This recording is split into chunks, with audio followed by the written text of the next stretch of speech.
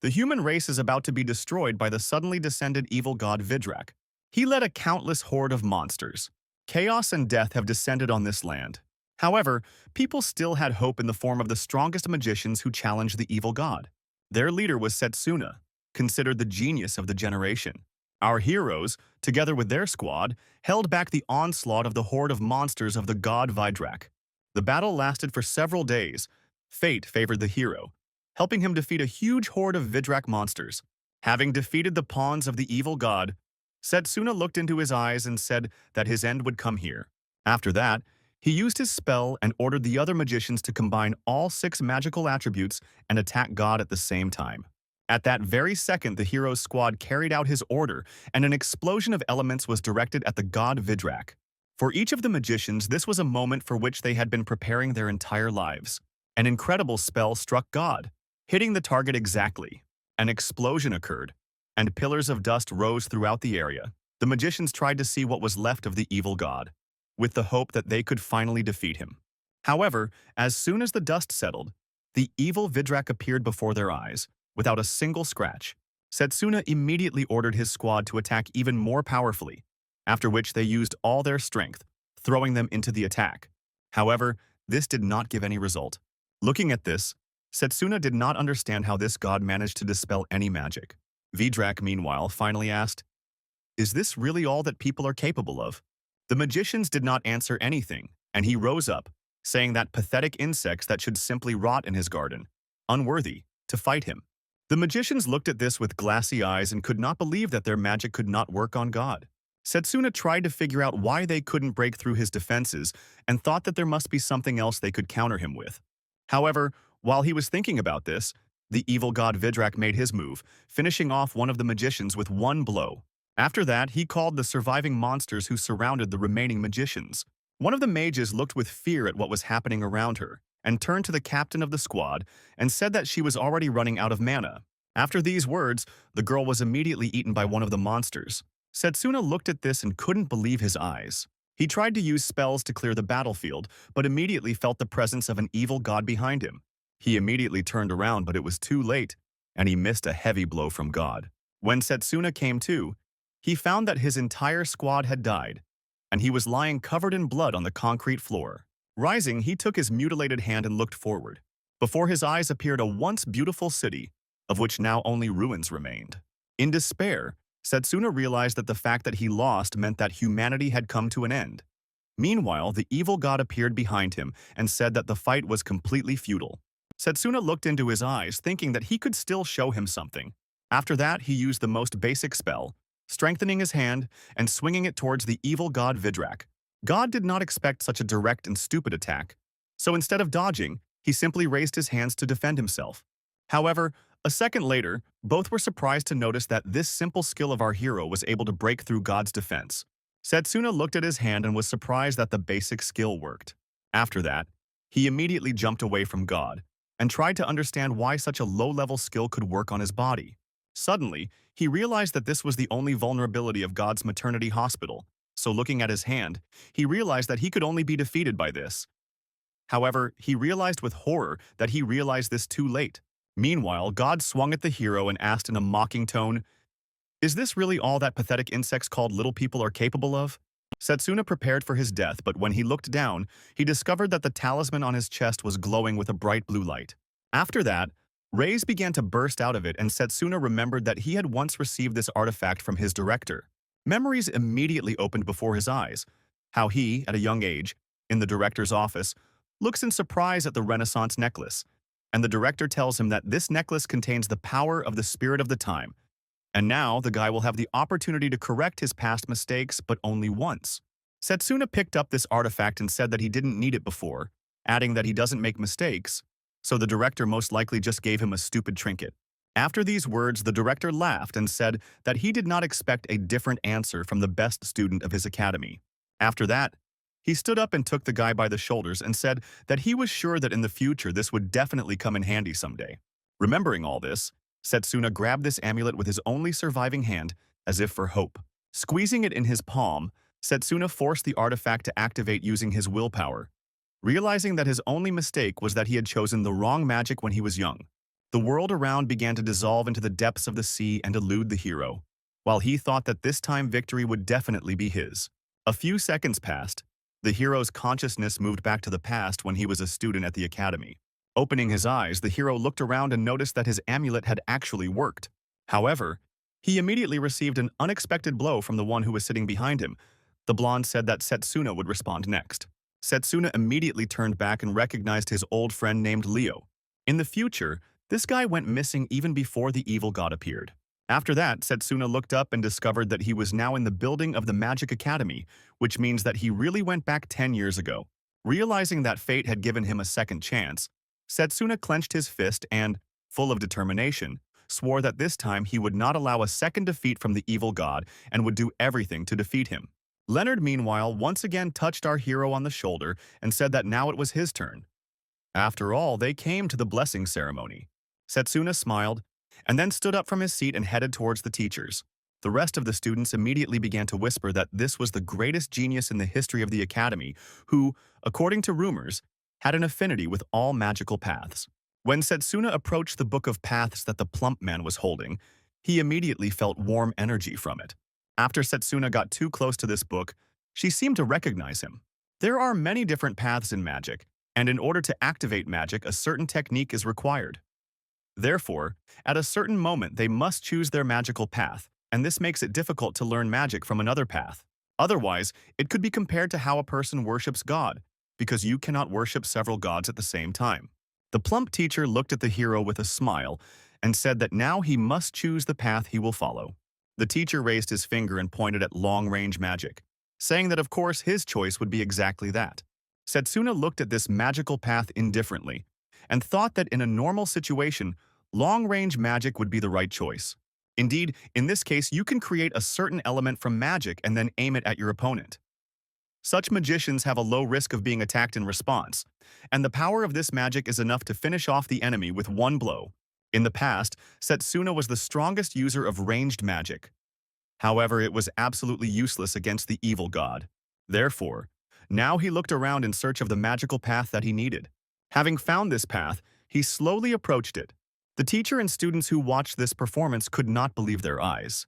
Leonard loudly asked his friend what he was doing, because in the morning Setsuna was going to choose ranged magic. The rest of the students also began to shout why, out of all the variety, he decided to choose melee magic, because it is the worst of all. Even the teacher reminded the hero that this path is only aimed at strengthening the body and can be attacked or that the enemy is close. So this path is already considered long forgotten and no one uses it. The teacher continued to explain, saying that in essence this is the same as going to the battle against the archers armed with a stone axe, and if he chooses this path, he will simply put an end to his future. Setsuna bowed his head, because he already knew very well that Max was considered hopeless in such a magical way. However, against the evil god Vidrak, this is the only way capable of defeating him. Therefore, in order to bring his victory to life, Setsuna must choose this magical path. Everyone was in complete shock, and only the director of the academy looked at this with an indifferently calm gaze. Setsuna, not paying attention to the general indignation, made his choice, choosing melee magic in order to destroy the evil god in the future. A few seconds passed, and Setsuna looked indifferently at his hand, which now had the mark of a melee mage, which meant that now the rest of his magical paths were significantly curtailed. The students looked at this in surprise and could not believe their eyes. The head of the long-range magic corps immediately closed the book and said that he intended to trust this guy with all his knowledge if he chose long-range magic. The head of the corps looked at him with anger and shouted that the guy could become the strongest magician in the world, and his words would not have bypassed even his mentor. But still, he chose to die as a nobody. Setsuna turned around to return to his place with the thought that such things, like glory, will lose all meaning in 10 years. He also continued to think that there were only 10 years left until the complete defeat of humanity and 5 years until the appearance of the evil god. After all, although he has knowledge in his previous life, he has almost no experience in using melee combat, so the only question is how he can develop this magic before the evil god invades the world. While Setsuna was leaving, the head of the long-range magic corps looked at his back with anger in his eyes. After some time, it was announced in the hall that the students of the second year of study, who had completed all the necessary rituals, should go to their classrooms. Setsuna began to look around and think, Where is the core of melee magicians? He thought about who to ask and remembered his friend Leonardo, but could not find him. After that, he touched some student on the shoulder and asked for directions to the melee building. However, they immediately turned around and walked away from him like a leper, pretending that they were in a great hurry during the lesson. Setsuna looked around in surprise and noticed that he was now being treated like trash. He heard that some were discussing that now the hero is completely finished because he decided to choose such a direction only in order to stand out. But soon life will overturn him, and he will learn this important lesson. Setsuna immediately remembered what happened in his past life, and thought that this was all very different. Sighing with relief, he decided that he would have to find the building himself, because there should be a map of the entire campus in the courtyard. After these thoughts, he immediately went outside, and while he was walking to the campus map, he suddenly heard that someone was using a fireball spell. He immediately looked at the sound of the voice, thinking that they would believe that someone had staged a duel in such a place. Looking around, he noticed that several guys were attacking this girl with fireballs. After that, they stopped with a smile and told her to get out of here. However, the redhead looked and ordered them to give her brooch for the cat, which she bought for her a little because it is very important to her. The fat student looked at this brooch and said that this is a magical tool for accumulating energy. And this is too good a branch for such a simple piece of ice like her, so she needn't worry. After all, they won't find a more worthy use for it. Setsuna looked at this with the thought that the girl was clearly one of the melee magicians, and these three were from the long range. He was alone, holding fire in his hand and saying that if she wants to take her artifact, then she must take her powers. After that, he threw a fireball at her and said that it was useless because, with her worthless melee magic, she still couldn't achieve anything. The girl had difficulty turning around from these fireballs. Indeed, in this world, especially any melee magic, this is a physical strengthening, and it strengthens the physical abilities of the wearer. But even if you manage to avoid an attack home, melee magic still has problems in order to break the distance.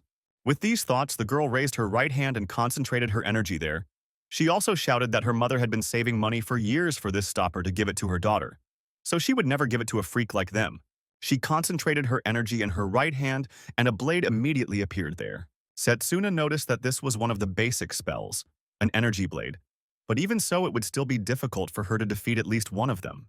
Meanwhile, the fire mage looked at the red-haired girl and said that even this idiotic trick would never help her in life. After that, he leaned forward to throw his fireballs at her and said that he was wondering if this blade would actually reach him. Fireballs flew at the girl again, and she raised her energy blade to cut one of them and dodge the second. But there were clearly few people with this strength, so she immediately fell to her fifth place. Fire Macro laughed and said that she was incredibly pathetic, because no matter how hard she tried, she still wouldn't be able to reach the ranged mage. With these words, he threw several more fireballs at her and said that she would probably spend the rest of her life without receiving something similar to what he had.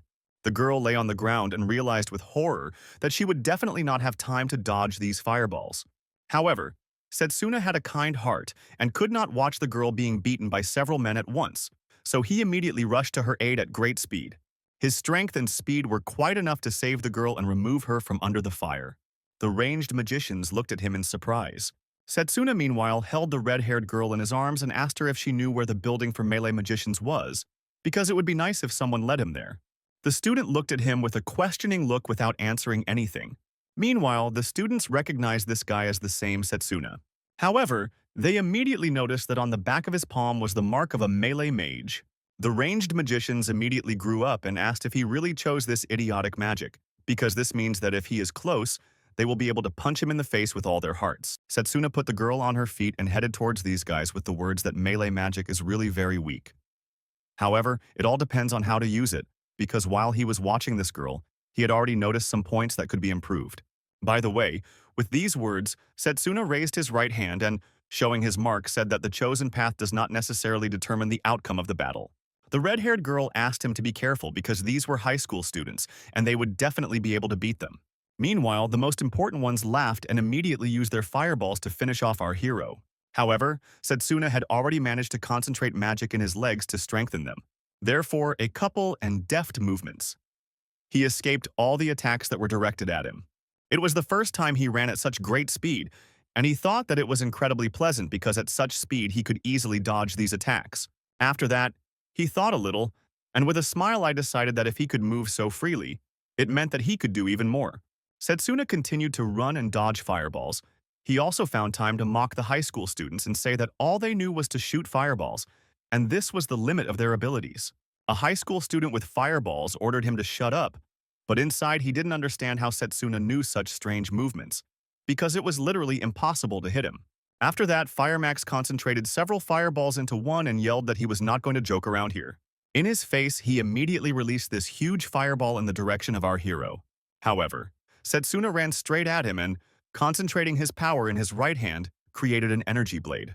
After that, he signed close to this fireball and swung his blade to cut it. The energy immediately dissipated, and the heroes stood up to their full height, looking at the high school students who were surprised by this spectacle.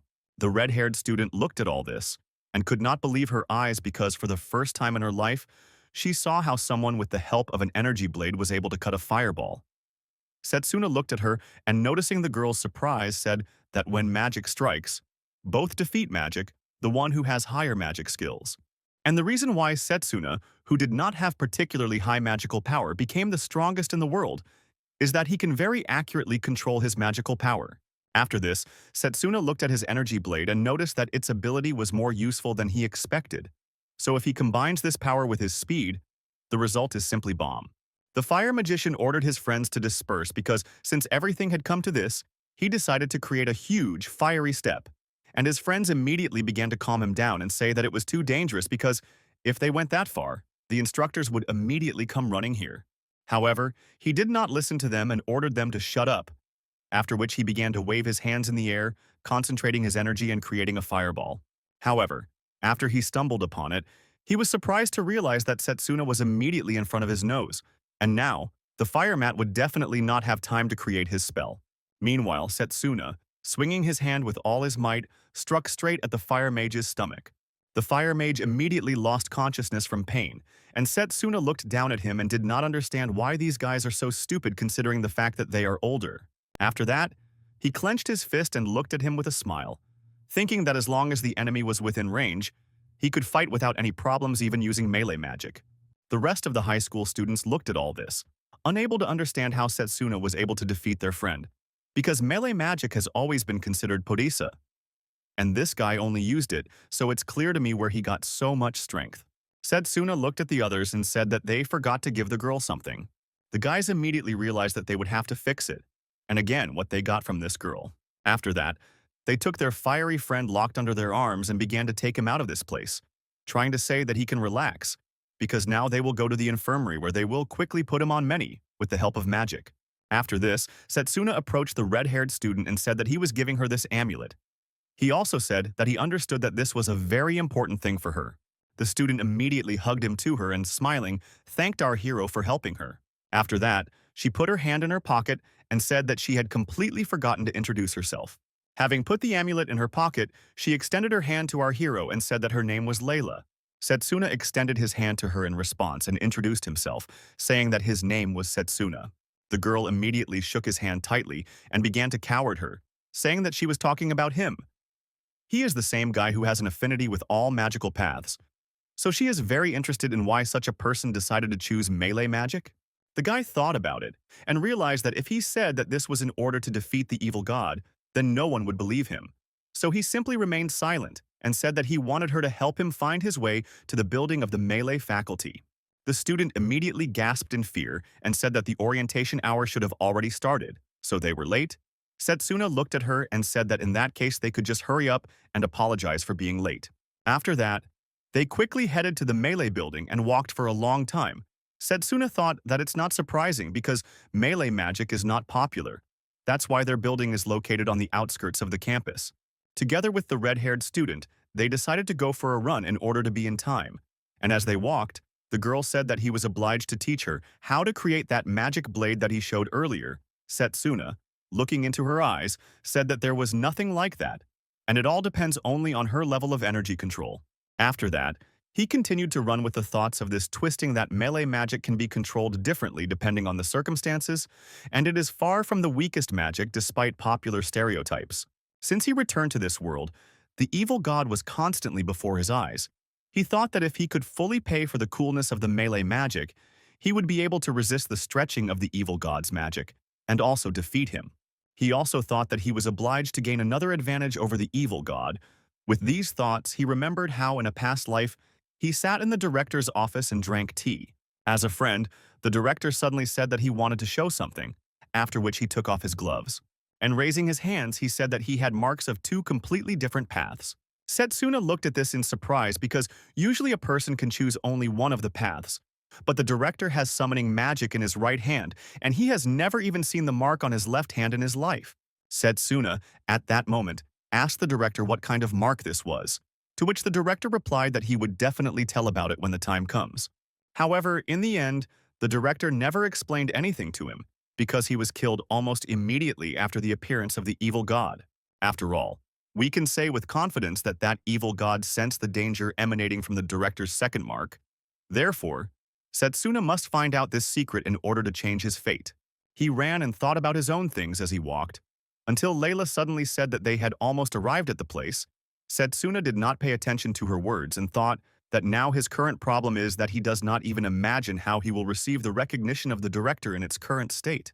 When they finally reached the Melee campus, they were greeted by a bald guard who said that he was very pleased to see that his students were late for class because they were hanging out with girls. The red-haired student immediately began to make excuses, but the bald man waved his hand and said that he was not going to listen to their excuse. The bald man also said that, regardless of Setsuna's simple merits, this place is worth absolutely nothing, because now that he went to the faculty of melee magicians, he has become real trash. The bald man poked his finger into the chest of our hero, and Setsuna immediately grabbed his hand and said that these were very rude words. He also reminded that the man had now become their professor, so he should be proud of his melee magic that he teaches. Immediately after this, the professor took the hero by the clothes and asked how this guy dares to talk to his professors like that. Setsuna calmly looked into the professor's eyes and said that there are still undiscovered in melee magic, and Setsuna believes in this with all his heart. The professor immediately after that thought that this boy is too impudent, and he really wants to break his cocky nose. However, after this, the professor simply turned around and said that he was unhappy that he had such talkative students. After that, they went inside the training campus, and the professor, pointing to the training objects, said that in this case Setsuna should show him in practice all these undiscovered possibilities. At this training, there was some guy with green hair who called on his energy blade and tried to destroy the stone. However, nothing worked for him, and he looked at it sadly and said that he did not feel any reaction at all from his training. On Android, I asked what was going on here, and the professor replied that this was the first stage necessary to determine the rank in the class. The professor began to explain that the meaning of the test is that there is a crystal inside this black steel stone, and the students need to extract it as quickly as possible. He also smiled and said that the losers will receive punishment. The professor walked past these stones and said that a whole hour had already passed and none of his students had achieved anything, and he was really ashamed of them. The guy with green hair said that this stone was really too hard, and the girl who was standing nearby added in, trying to say that she didn't understand how she should even destroy this stone with the level of magic she currently possesses, because it's simply impossible. One of the students wiped the stain from his forehead and said that he was sure that the professor was so angry only because he was not given a promotion. And the student who was standing nearby asked his friend to be and move the professor so he could hear them. The professor showed our hero through and said that he had one more free stone left. This stone was 3 times larger than all the others, and the professor, approaching it, patted it and said that now Setsuna must show what melee magic is capable of, and the professor also added that he would only have 10 minutes. The red-haired student looked at this in fear and said that it was dishonest, because it was impossible to break a black and steel stone in just 10 minutes. And she also added that, in her opinion, this stone was many times larger than all the others. The professor said with a smile that he didn't see a problem in this, and added that while they were arguing, he only had 9 minutes left.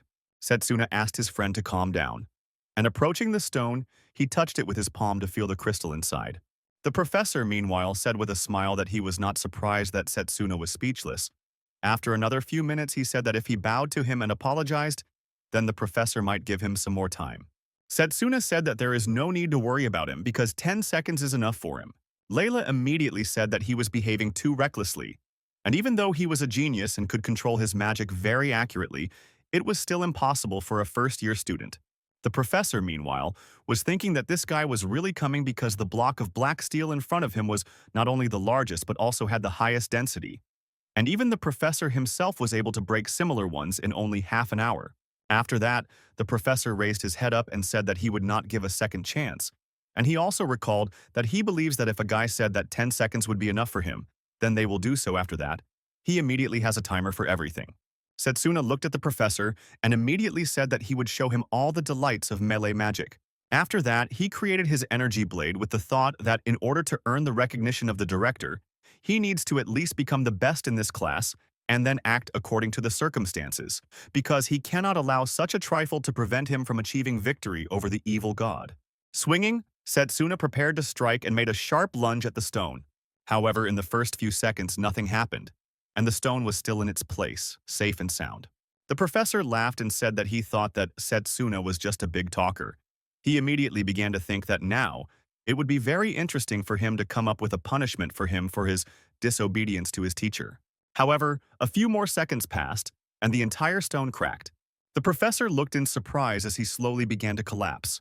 A few more seconds passed, and Setsuna picked up the crystal from the floor and then handed it to the professor. After this, Setsuna said that he had just proven his words and melee magic is not useless, because Setsuna had just destroyed this huge boulder in just 10 seconds. The professor looked at him in surprise, unable to say anything. The professor looked at him in surprise, unable to say anything. And Layla couldn't believe her eyes because he had just really done it. The rest of the students looking at this were also unable to believe their eyes because Setsuna was able to destroy an incredibly huge cylinder in just such a short time. Some of them even said that perhaps this guy was stronger than the professor. The professor heard this and raised his hands up and said that there was no way in life he would admit this, and Setsuna definitely cheated. The professor pointed his finger at our hero and said that this stone was so hard that even in 10 minutes no one would have destroyed it. But Setsuna did it in just 10 seconds, so it's obvious that this is not a clean matter. Setsuna looked at the professor's eyes and said that for 10 minutes he is such a stone, it's a shame. And in this case he should probably change his profession with the professor and become a student again. The professor continued to get angry and call our hero names until suddenly a man with huge tattoos all over his body suddenly approached him from behind. A man is a man with a cigar in his teeth. He walked up to the professor and took his receding hairline and asked if she was making fun of students. The professor immediately recognized the main thing. How glad I apologized for my action. The man then said that he doesn't like it when it's sunset, and he also added that the professor can be sure that Setsuna definitely didn't cheat. The man also said that this guy simply read the flow of energy inside this stone and then hit the weakest point. The head professor looked at the professor and asked, "Is he really trying to touch the cool without even understanding how obvious things are?" After that, the man turned around and drew the attention of all the other students, saying that the professor was now going to demonstrate to them how to defend themselves using energy. After that, the head professor activated his fighting stance and said that now the professor will have to defend himself. He also added that if he regularly trained, he would definitely not be able to die from something like that. The professor immediately used protective strengthening of the body and began to apologize and say that he was to blame and would not do this again. However, the main professor didn't care, and a second later he had already delivered his crushing blow to the professor's body, throwing him tens of meters away. Setsuna looked at the main professor and did not understand how he managed to do this vibration after he made his way through the barrier. The level of his strength seemed to increase. He also thought that this guy was not at all like other melee magicians. After that, the main professor approached our hero and patted him on the back, saying that he was doing pretty well. The head professor said that he was glad that he had at least one talented student this year and said that Setsuna was not bad at all for a beginner in melee magic, advising him to try harder and continue. After that, the main professor began to leave, but suddenly Setsuna turned and said that just because he was not a melee mage did not mean that he would lose to the others. Setsuna looked into the sky and then again into the eyes of the main professor and stated that he was going to become the strongest using melee strength to your advantage. The head professor laughed and said that this is the right attitude, and if Setsuna wants to learn something, then he only needs to ask, and the head professor will teach him everything he knows. After that, the main professor put his hands in his pockets and thought there that he could not even imagine that in this world there was another fool who thought exactly the same as him. He also thought it was such that the rest of the professors had already made their choice in first part A in the competition. But now he has an unexpected dark horse. At the second lesson, which was conducted by the main professor, all the students gathered, and most importantly, the professor greeted everyone, saying that he was very glad to see combat in the Faculty of Magic. He also said that he really hates to tell them this so soon, but they need to choose a representative to participate in the exchange competition. The exchange competition is a major event where 8 magical houses compete for share and prestige, and the rejected houses are selected one representative at a time and the winner is determined in a tournament format. Setsuna recalled that before going back in time, he went to the exchange competition as representatives of the ranged combat department and earned the recognition of the director, so he cannot miss this opportunity and he needs to repeat this feat. While Setsuna was listening to the main professor, he looked down and was surprised to find that fragments of a black stone were lying on the floor. The main professor noticed our hero's surprise and turned to him and said that Setsuna was not the only one who had gone through this, and before they came here, someone had already extracted the crystal. And what's more, this unknown person was able to do this with the help of fists alone.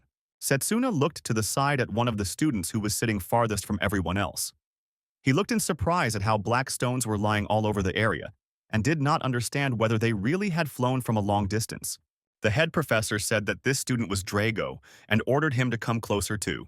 Drago immediately approached our hero and asked if he really was that same Setsuna. Drago appreciated his word to the fullest. So he asked why he followed the path of melee magic, having the opportunity to choose any other path. To which Setsuna replied that it was because there is things that he can only achieve with melee magic. However, the man immediately ordered Setsuna to shut up and said that he could not do it with such a weak body. After that, the big man activated his power and said that for many generations his family excelled exclusively in melee magic, and he also spent 17 years training this body for this purpose. After that, he swung his fist and struck near our hero's ear. But Setsuna didn't even move after that. Drago looked the guy in the eyes and said that they had to fight because he couldn't allow their representative to become a man who became a melee magician just for fun. Setsuna immediately remembered that he heard the name of this guy during the competitions of his past life, and he was the only famous person from the entire melee department. By the way, Setsuna smiled and said that he wouldn't mind making a friendly match. The head professor immediately became happy and smiled, and said that he was very glad that they had come to an understanding, so their fight would take place in a week. After which the big man, in short, said that Setsuna has no right to escape, because if he is really a melee magician, then they must fight for theirs to the death. The rest of the students immediately began to discuss who could win, and someone said that no matter how talented Setsuna is, he still would not be able to defeat such a huge specialist in melee magic. The red-haired girl looked at the hero and asked if he could win. However, after she was killed, Setsuna immediately nodded his head negatively and said that he couldn't give it up for anything in his life now. Inside, he was thinking that because of this guy's trained physique, he would not be able to compete with him in his current state. After that, he began to leave and said that he had one secret.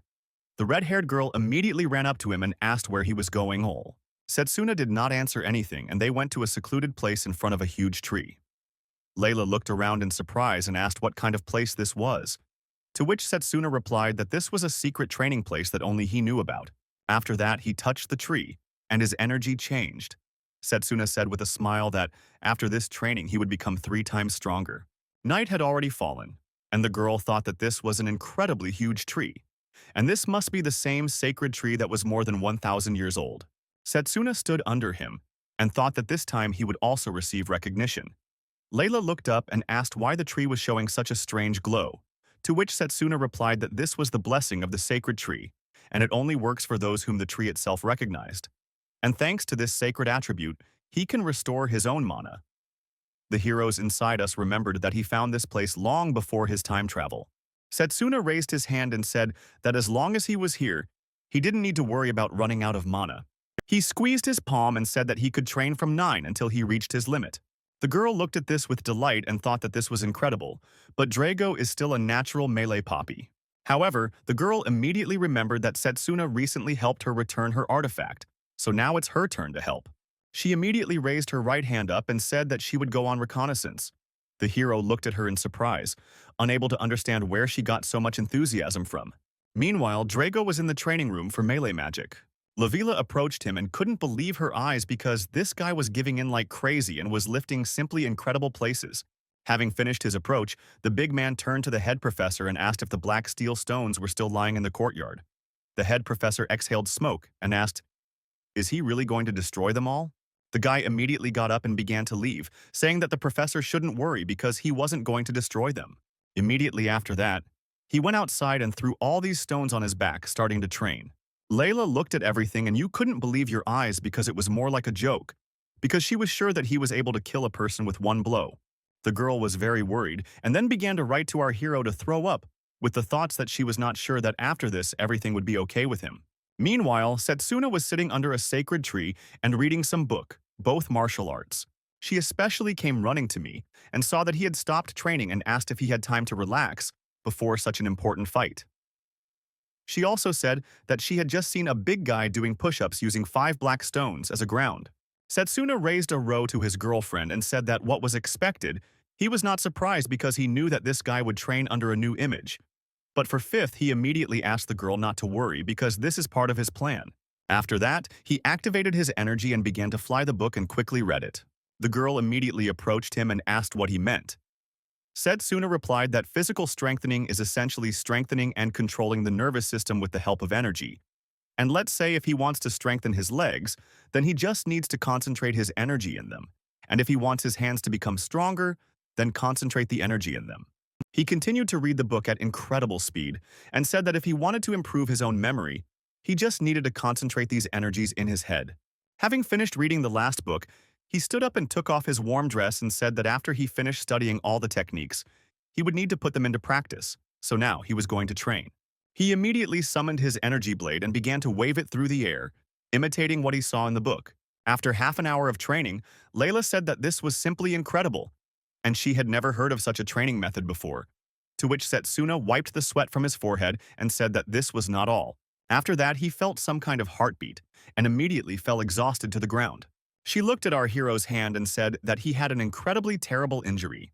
After this, the sacred tree immediately nourished our hero with its energy, and he began to rise with the words that everything is in order because he is simply loading his body to the limit with such physical activity, and now he only needs to focus on the accelerated healing of his body. Immediately after this, after a couple of seconds, his arm was restored and he said that in this way he could become stronger in the shortest possible time. Layla looked at all this and said that he shouldn't exhaust himself so much because there are other ways to train. Setsuna looked into her eyes and said that he couldn't keep up with Drago with only half measures, and he had to give himself completely, because this guy trained in melee magic as cats.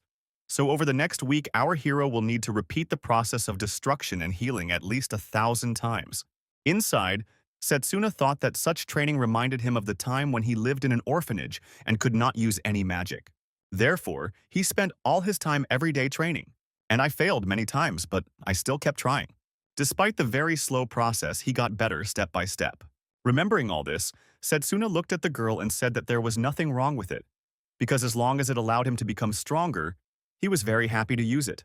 With this attitude, they began in-depth training together. In his endeavors, Setsuna even repeated how Drago trained.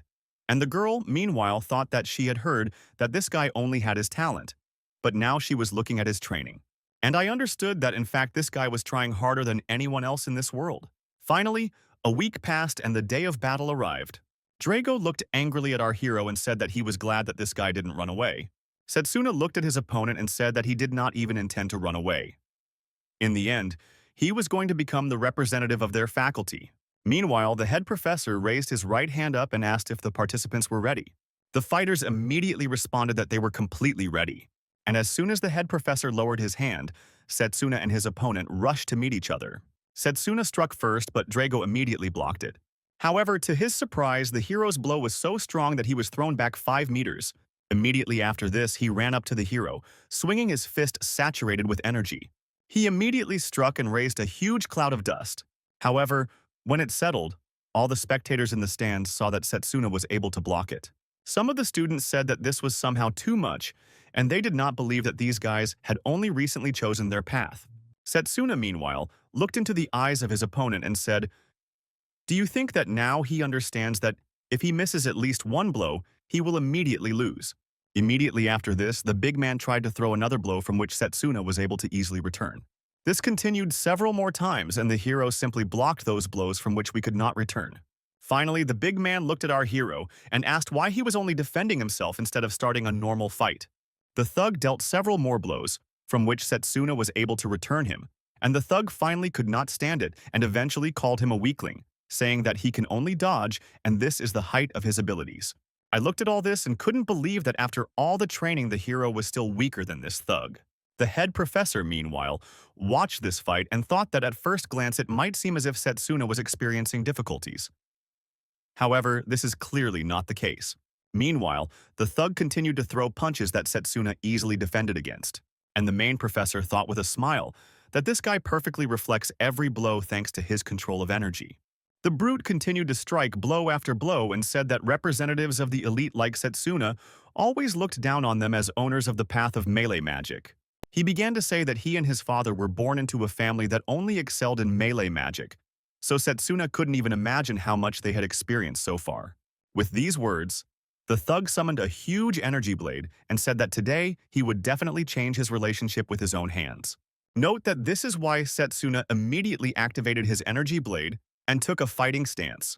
They immediately attacked each other, and their battle began. Setsuna still continued to only evade and defend. The brute rose into the air and with an incredible blow destroyed part of the arena, but this blow did not hit Setsuna. Therefore, the thug got angry and immediately rushed back into the fight, but Setsuna was still able to dodge or defend himself from every blow. During the battle, he recalled that as soon as he chose the path of close combat, the rest of the students began to laugh at him and say that now life would mock him, and he would have to learn a lesson. Remembering this, he closed his eyes and said that he understood how the thug felt. After that, he threw away the sword of his opponent with the help of his blade and said that they both strive to get much more than they have now. Immediately after this, with an incredibly strong blow, Setsuna destroyed the energy blade of the huge guy.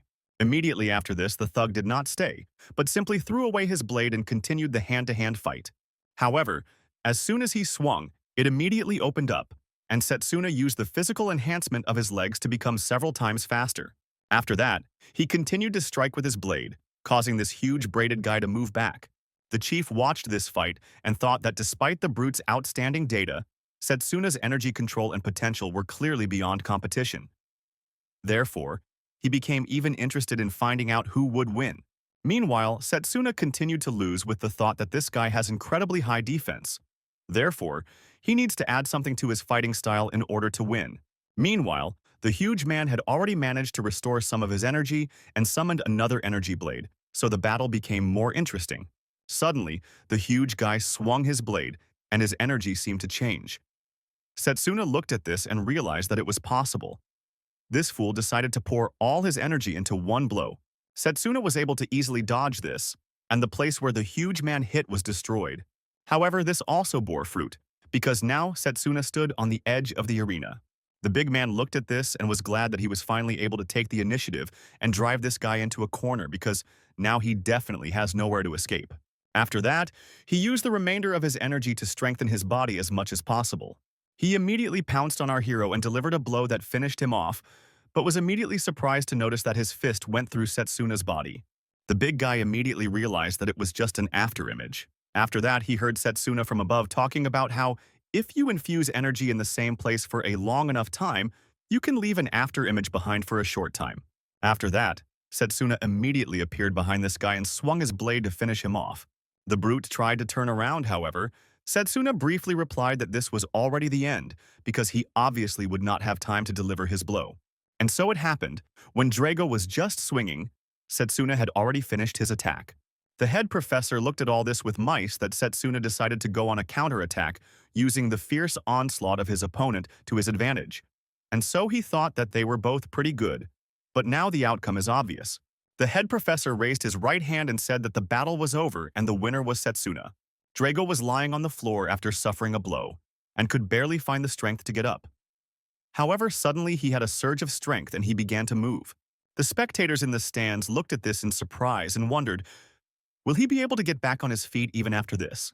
Drago looked around and then took care of his wound, thinking that it didn't look like a blow from a blade of energy, because this guy had changed the structure of his blade so as not to cause mortal wounds.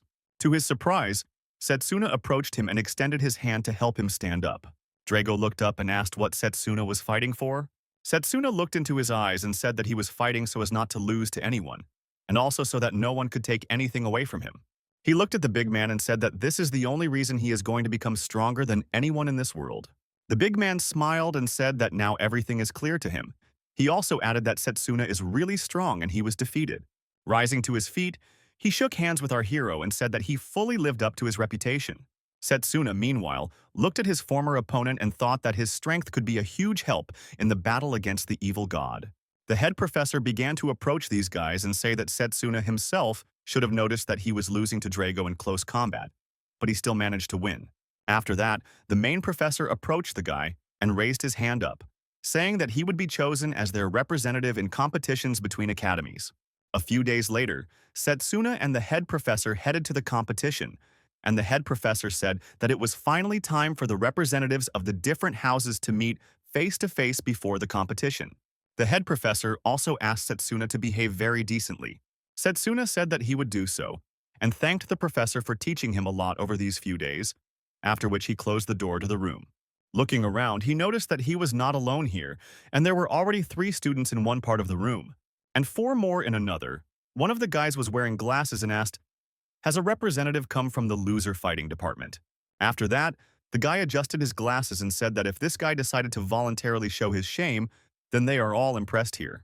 Setsuna looked at this guy's mark and realized that he was from the enchantment department, after which Setsuna began to slowly approach, and the guy with glasses continued to mock him. Setsuna didn't answer anything, but the guy with glasses came up to him and said that in the first round, they will be each other's opponents and Setsuna will definitely lose. After all, everyone knows that in the last 100 years there has not been a single case of victory in the faculties of Malay magicians. So they are pathetic. Worthless people can continue to remain on the very edge of the Academy's territory and continue to pump their muscles until they die. However, while he was saying this, Setsuna stepped on his foot and pressed it very hard, causing the guy to scream.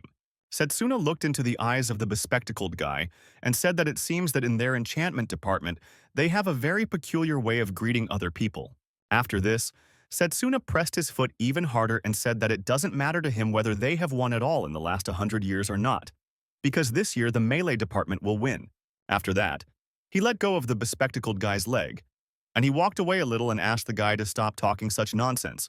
An unknown person passed by and said that there is nothing wrong with such passion. However, they still need to wait until the start of the competition to find out the name of the winner. Setsuna looked at this man and thought that everything was happening exactly the same as in his previous life. The director came here to give a speech. After that, he called all 8 representatives of his faculties and said that now he would give his speech. The girl with pink hair immediately smiled and saluted him, saying that it was a great honor for her to meet the director, and she also added that she was doing everything possible to show him that she was capable of something, because during the competition, she would clearly be better. Setsuna looked at this girl and recognized her as Carol. Because of the summoner faculty, he also thought that she was still as friendly as always, but inside he knew that the girl was a very formidable rival, with whom he had a very fierce fight during time of previous competitions. He remembered that last time he came out victorious, but this time, he should also be more careful when he had to deal with her. The director listened to everyone's greetings and clapped with the words that, first of all, he would like to congratulate his students on receiving representation rights from each faculty, and he also added that he was sincerely glad that 8 talented people had gathered here together today. After that, he showed how this competition board was and said that the competition between faculties would be held in a one-on-one battle format and all opponents were determined randomly.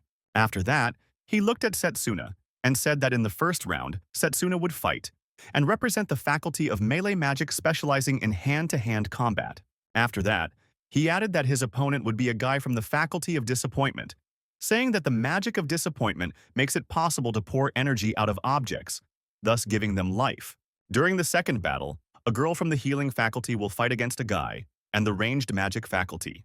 In the third battle, there will be a gray-haired man from the faculty of formation magic against Carol from the faculty of summoning magic.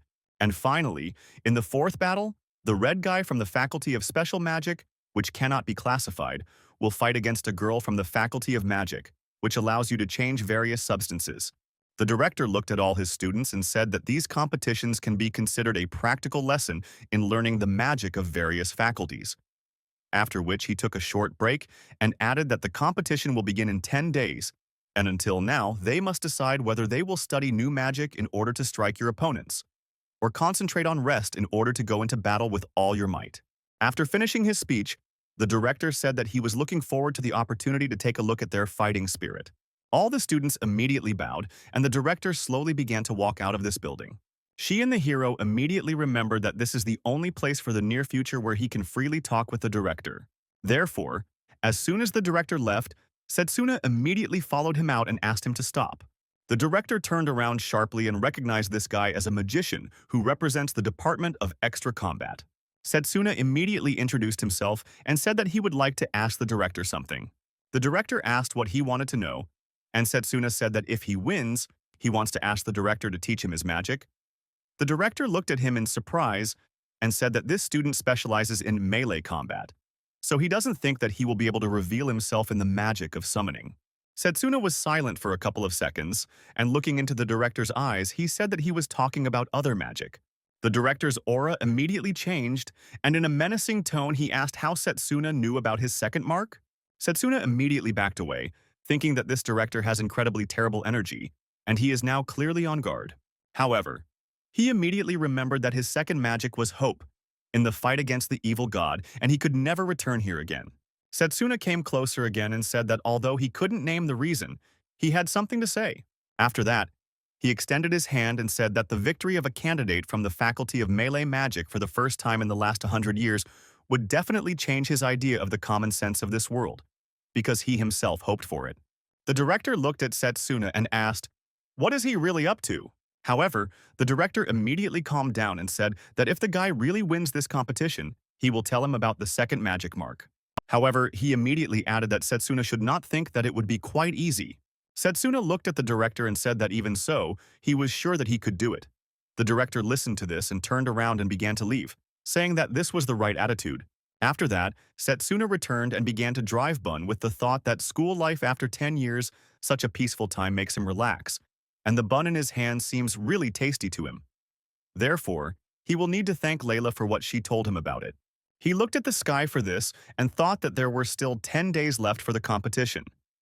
Therefore, he needed to do everything to prepare for them. However, immediately after this, he was attacked by a stone golem. Setsuna was able to dodge and jump away from it. After that, the guy with glasses came around the corner and said that he was going to hit Setsuna from the blind spot, but he managed to return him. Setsuna shook off the dust from the stone golem and asked each guy what he does. The student with glasses said that he came here to continue what they did not finish that time because there is no need to wait for the competition. After that, he summoned another golem and asked our hero how he dared to put him in such an awkward position. Setsuna charged his hands and strengthened them, said that the guy himself was to blame for this. Meanwhile, the guy with glasses had already summoned a small army of golems and said that it would be unpleasant if others knew that he was harassing the pathetic guy from the melee magic department. Therefore, he immediately destroyed his golems and told Setsuna to prepare for their next battle. After that, the guy with glasses left, and Setsuna was left thinking that this student can supply energy to such an amount of matter and even manage to control these golems, so this means that he is a truly talented magician. The next day, Setsuna came to class and the head of the professor said that today they would start preparing for the competition, so they should analyze yesterday's fight between Drago and Setsuna. The head professor looked at them and asked if they understood what they were missing. The guys unanimously answered that they knew everything. The head professor looked at the big man and asked what he was missing, to which the guy replied that he had lost control of his energy and his emotions. After this, the head professor looked at Setsuna and asked what he was missing, to which Setsuna replied that he lacked basic power and was losing to his opponent in pure strength. The head professor looked at them with a smile and said that admitting their weaknesses is the first step to growth. So now, they will begin improving their skills with a small fight. Layla looked at the teachers and asked if this fight would be a training session before the competition. The man immediately turned his head and said that the girl was asking a good question. After that, he said that Setsuna's opponent is Noel from the Faculty of Enchantment, and according to eyewitnesses, his golems are quite strong. He is also capable of creating several at once, both for attack and defense. And since golems have physical bodies, their fighting style will be very similar to the style of melee mages. Therefore, the head professor said that today, he was going to give each of them a task. And after looking at Drago, he stated that this student would focus on speed and would act as several golems to attack from all sides. And Setsuna will have to repel all attacks and try to counterattack. After this, Drago immediately took a fighting stance and asked Setsuna to get ready because now it won't be the same as last time. They entered into a duel, and Setsuna at first successfully repelled all the blows several times. However, he suddenly noticed that now there was a deception blow and he would miss a new one. hands to defend instead of attacking the outline, and thought, is his reaction too slow? They continued the fight, and Setsuna pulled himself together a little and was able to predict all the next movements of his opponent. The main professor looked at this and said that the guys were great, especially Setsuna. He also advised him to dodge and control if he caught his opponent in an unsuccessful deceptive move. After training, both heroes were lying on the ground, and the head professor approached them with bottles, saying that he would be good at moving, and at this rate, in a few days, Setsuna will be able to fight against 4 or 5 golems at the same time. Setsuna took the water and said that no matter how much he trains, everything will be in vain if he weakens his defense for even a second. The head professor looked at Setsuna and thought that this guy is an incredibly fast learner, because if you look at Drago, this guy has excellent close combat basics, but Setsuna has exceptional sense. After 10 days, it was finally time for the fights. Many people gathered to watch all these fights, and over the loudspeaker they announced that the 781st competition between the faculties of the Academy of Magic would now begin. In the first round, Setsuna will go against Knoll, Enchantment, and Brute Force. The announcer entered the arena and asked who they would place their bet on. The spectators, however, in the stands, immediately began to think that this could no longer even be called bets, because close combat was too unpopular. The guy who beat Setsuna in the first chapter was afraid because he bet all his money on Setsuna's victory. Unexpectedly, the head professor of the Department of Ranged Magic and his best student came to watch the fight. They looked very relaxed, and the spectators in the stands were surprised at how skinny this guy was. Also, the spectators in the stands said that if everything went smoothly, then the representative of the Ranged Combat Department would have to meet the winner of this fight. Meanwhile, the announcer announced that at these competitions the battle conditions would change each time, and this time it was a desert. The spectators in the stands immediately began to encourage the guy from the enchantment faculty, and said that he was obliged to smear this fellow in the sand. Layla heard these words and asked them to be silent, because now they will see who the outsider really is here. Meanwhile, the announcer rose from the arena to his place and, waving his hand, said that the fight was beginning. As soon as the start of the battle was announced, the bespectacled guy immediately summoned a huge golem. After that, he smiled and said that Setsuna may not hope for victory, because now he will see with his own eyes the real power of the enchantment faculty. After that, he immediately threw a few more copper stones and summoned huge golems from them. The guy with glasses adjusted his glasses and said that in this area he can create an infinite number of golems, so our hero will not be able to get close to him for anything in his life. The spectators in the stands looked at all this and thought that the result of this fight was already a foregone conclusion before it began, and some of them shouted that Setsuna should not have chosen close combat. The bespectacled boy looked at Setsuna and said that if he wants to say something, he should do it now because soon he will die, or remain disabled. Setsuna looked at his opponent and said that this would be quite boring. Setsuna also said that he did not think that this would be his opponent's trump card. Immediately after this, the bespectacled guy got angry and ordered all his golems to attack the guy from the melee department, saying that now he will finally learn his lesson. Spectators in the stands tried to understand what was happening, but nothing was visible due to a huge cloud of dust. However, as soon as they were surprised to discover that Setsuna, using an energy blade, was able to destroy several golems with several blows at once. After that, he began to slowly approach the bespectacled guy, saying that Setsuna could destroy even a black steel stone. The bespectacled boy looked at all this and said that it was impossible because these golems were especially durable. He immediately summoned a few more, saying that he had previously mentioned that he could only create as many golems as he wanted. However, Setsuna said that close combat magic is the strongest magic in close combat, no matter how stupid it may sound, so it doesn't matter how many golems he creates. And if all they are capable of is close combat, then he will definitely not lose. After these words, he rushed to the attack and, with deft movements, destroyed the golems as if it were his job. The bespectacled boy got a little nervous and said that in this case the next golem would be special, after which he reached into his bag. However, he immediately saw that Setsuna was already close to him and swung his hand for the decisive blow. In the end, Setsuna said you think that his opponent was simply unlucky with his opponent. And then he delivered a very strong blow right to the bespectacled man's jaw. The spectators were still trying to see at least something in this fight, but because of the cloud of dust they could not see anything. Meanwhile, the fight ended, and the announcer said that the cloud of dust was dissipating. Therefore, they will soon find out the winner of this fight. And as soon as the dust had completely settled, Victor was surprised to say that the representative of the melee department had won. The spectators were immediately surprised because many years had already passed since the last victory in at least one round against representatives of the melee department. However, the audience immediately began to discuss that this cannot be. One of the spectators shouted that it is possible that the more golems you create, the faster and you get tired. And it turns out that the bespectacled man was simply exhausted, and in a normal situation he would definitely have won, which means that the representative of the nearby faculty was simply lucky. Meanwhile, the chief professor of the Department of Ranged Combat told his student that this guy was definitely not exhausted, and Setsuna won completely deservedly, no matter how much it infuriated them. Representatives of the Ranged Combat Department began to smile and say that this guy had attracted his attention. After that, he smiled maniacally and said that in this case he should play it safe.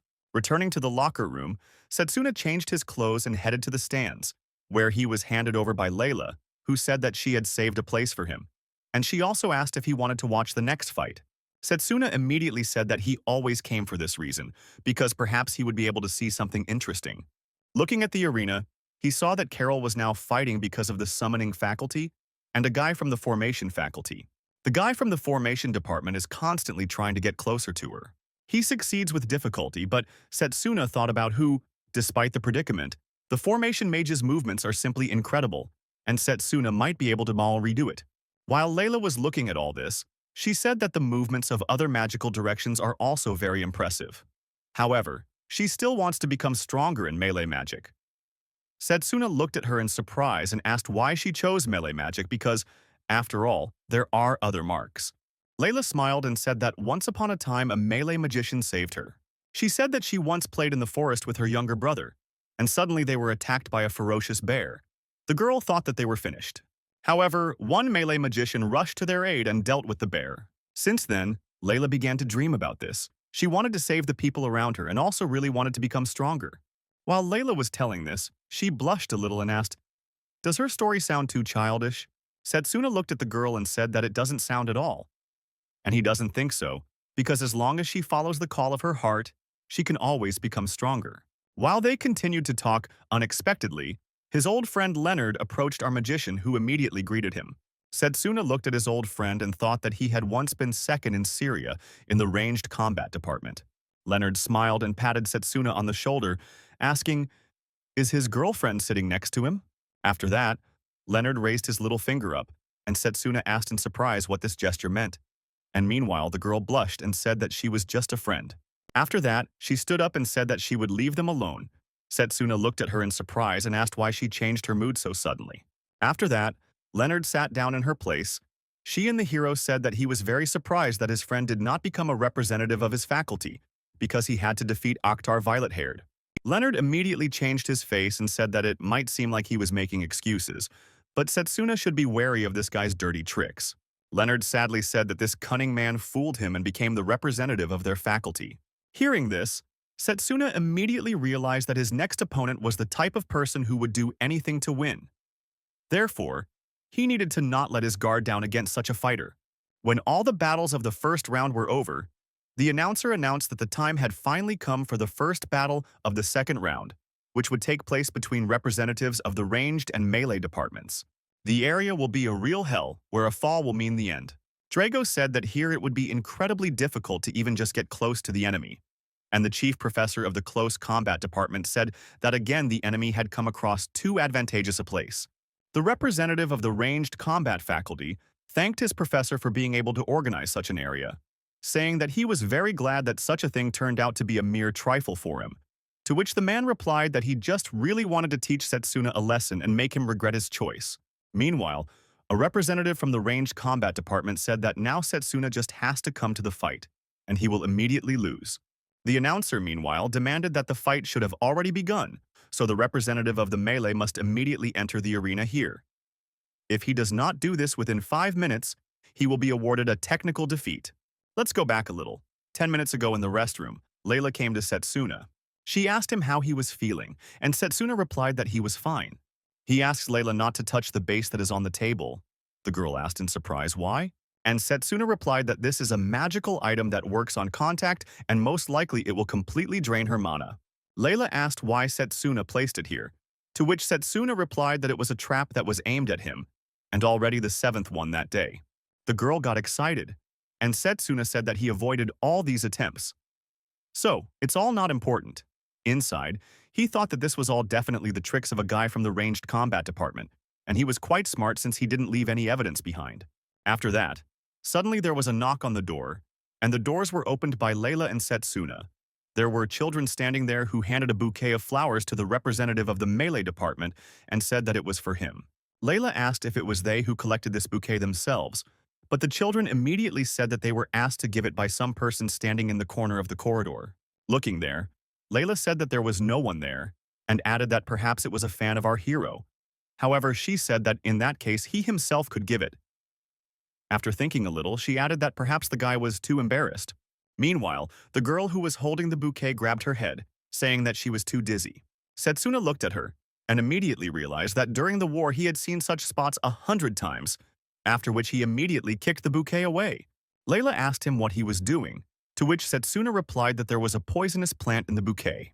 All the children were immediately caught and began to cough loudly, and their skin turned pale. Setsuna was surprised that his opponent was ready to do even such vile things as dragging children into their war. Setsuna looked at all this and said that if they do not start immediate treatment, the damage to the body will be irreversible. Inside, he thought that now finding a healer who could cope with this poison would not be easy. Setsuna also said that Layla should stay away because there is a chance that you can become infected with this poison simply by being near the source of infection. The girl immediately took out her talisman and said that everything was fine. He could completely trust her. He recognized in this artifact that same magical brooch capable of accumulating mana. Layla closed her eyes and said that her mother put healing energy into this talisman. After that, she used it, and the spots on the children's bodies began to disappear. Layla said that although she gave this talisman for her just in case, however, now it is much more needed. After looking at this, Setsuna thanked the girl. After that, he immediately took a bouquet of flowers at great speed and ran holding it in his hands. After all, during flowering, these poisonous flowers become the most toxic. Therefore, he needs to get rid of them as soon as possible. After all, if you leave them in a crowded place, they will end up infecting others so badly. He ran away when I had a dangerous virus in his hands that had already begun to creep into his body. Having reached the sacred tree at full speed, he thought that if he wanted to get rid of this, he needed to come here. Setsuna was already infected, and when he finally came closer to the magical tree, he threw this bouquet of flowers at it, and he cut it into several parts with his energy blade, destroying the source of the poison. After that, he fell exhausted to the ground because he was still too far from the magical tree that could heal him. Spectators in the stands wondered why representatives of the melee department were still not there, and some of them said that perhaps the guy was just scared and ran away. Meanwhile, the announcer said that the representative of the melee department did not come within the allotted time. Therefore, he is considered a loser. However, Setsuna suddenly appeared covered in spots from the virus. He asked everyone to stop and stated that he had not given up, after which he challenged the ranged guy. The student immediately laughed and asked, "Is Setsuna going to fight in this state?" They entered the arena, and a representative from the ranged department said that it seemed Setsuna had accepted the gift he left for him for passing the first round. Setsuna briefly answered that because of his action, innocent children could have suffered, but immediately added that he managed to save them. The guy smiled and said that he had nothing to do with it, saying that Setsuna was just delusional, and he also called him incredibly hot-tempered. After this, a man from the Faculty of Long-Range Magic said that these brats should have been happy that they were in favor of the real elite. The announcer announced the start of the round, and the representative of the Long-Range Attack Faculty immediately used his magic to attack our hero with a storm dance. Setsuna, affected by the virus, immediately began to dodge the attacks, but his body moved much slower. Drago looked at all this and did not understand what happened to the representative of the melee faculty, because now his energy is completely ugly and rushes from his body back and forth. Setsuna, meanwhile, thought that under the protection of the sacred tree, the poison had finally been purified, but he did not have time to cleanse his entire body of it, so now he is in a weakened state. He struggled to remain conscious and dodged every spell. The announcer, meanwhile, announced that the melee fighter was completely on the defensive and was not making any attempts to attack. The head professor of the Faculty of Long-Range Attacks smiled and was glad that the preparation was worth it, because now his student would clearly win and Setsuna must prepare for humiliation. During the fight, Setsuna looked at the spectator stands and thought that Layla still had not returned. so he hoped that everything was fine with the children and they were able to heal. The representative of the long-range attack faculty continued to attack and asked, "Is Setsuna distracted by something?" And the audience said that the melee representatives just run back and forth and do nothing, so they think that he doesn't even have a chance against the ranged mage. Meanwhile, the representative from the long-range attack faculty continued to attack and asked, "Is Setsuna really going to continue this idiotic fight instead of just giving up?" Setsuna saw that this guy's next spell was too powerful, so he decided to defend against it with his energy. However, a few seconds later, his hands were immediately mutilated and blood flowed from his mouth. He was able to survive this attack, but now his physical condition has become even worse. Representatives of the faculty of long-range attacks laughed and said that now Setsuna was really falling apart. Setsuna was silent for a couple of seconds and asked, "Why doesn't the guy just end this fight?" The ranged attack mage looked in surprise at the melee mage, and Setsuna said that he should simply have prevented melee combat and continued to attack from a distance. However, Setsuna noticed that instead, the ranged attack mage would only provoke, so he wondered what he was planning. The ranged attack mage said that he did not expect that Setsuna would be the one to lecture him on ranged combat tactics. However, he noted that Setsuna is very observant, so he clearly should not be underestimated. After that, he said with a smile that now Setsuna can look around and see that he remains on one thin pillar, on which there is no room for dodging. After that, the representative of the Far A faculty said that he simply adheres to the principle of avoiding unnecessary risks, and that was his goal from the very beginning. After that, he raised his hand up and used the storm cannon. While he was charging his spell, he said that with this, Setsuna would say goodbye to life. But suddenly, Layla appeared in the stands and said that Setsuna didn't have to worry. Everything was fine with the children. Immediately after this, Setsuna seemed to come to his senses a little, and was glad that now he did not have to worry about it. After that, he clenched his fist and said that now it was his turn to attack. The representative of the long-range attacks asked our hero in surprise how he managed to recover.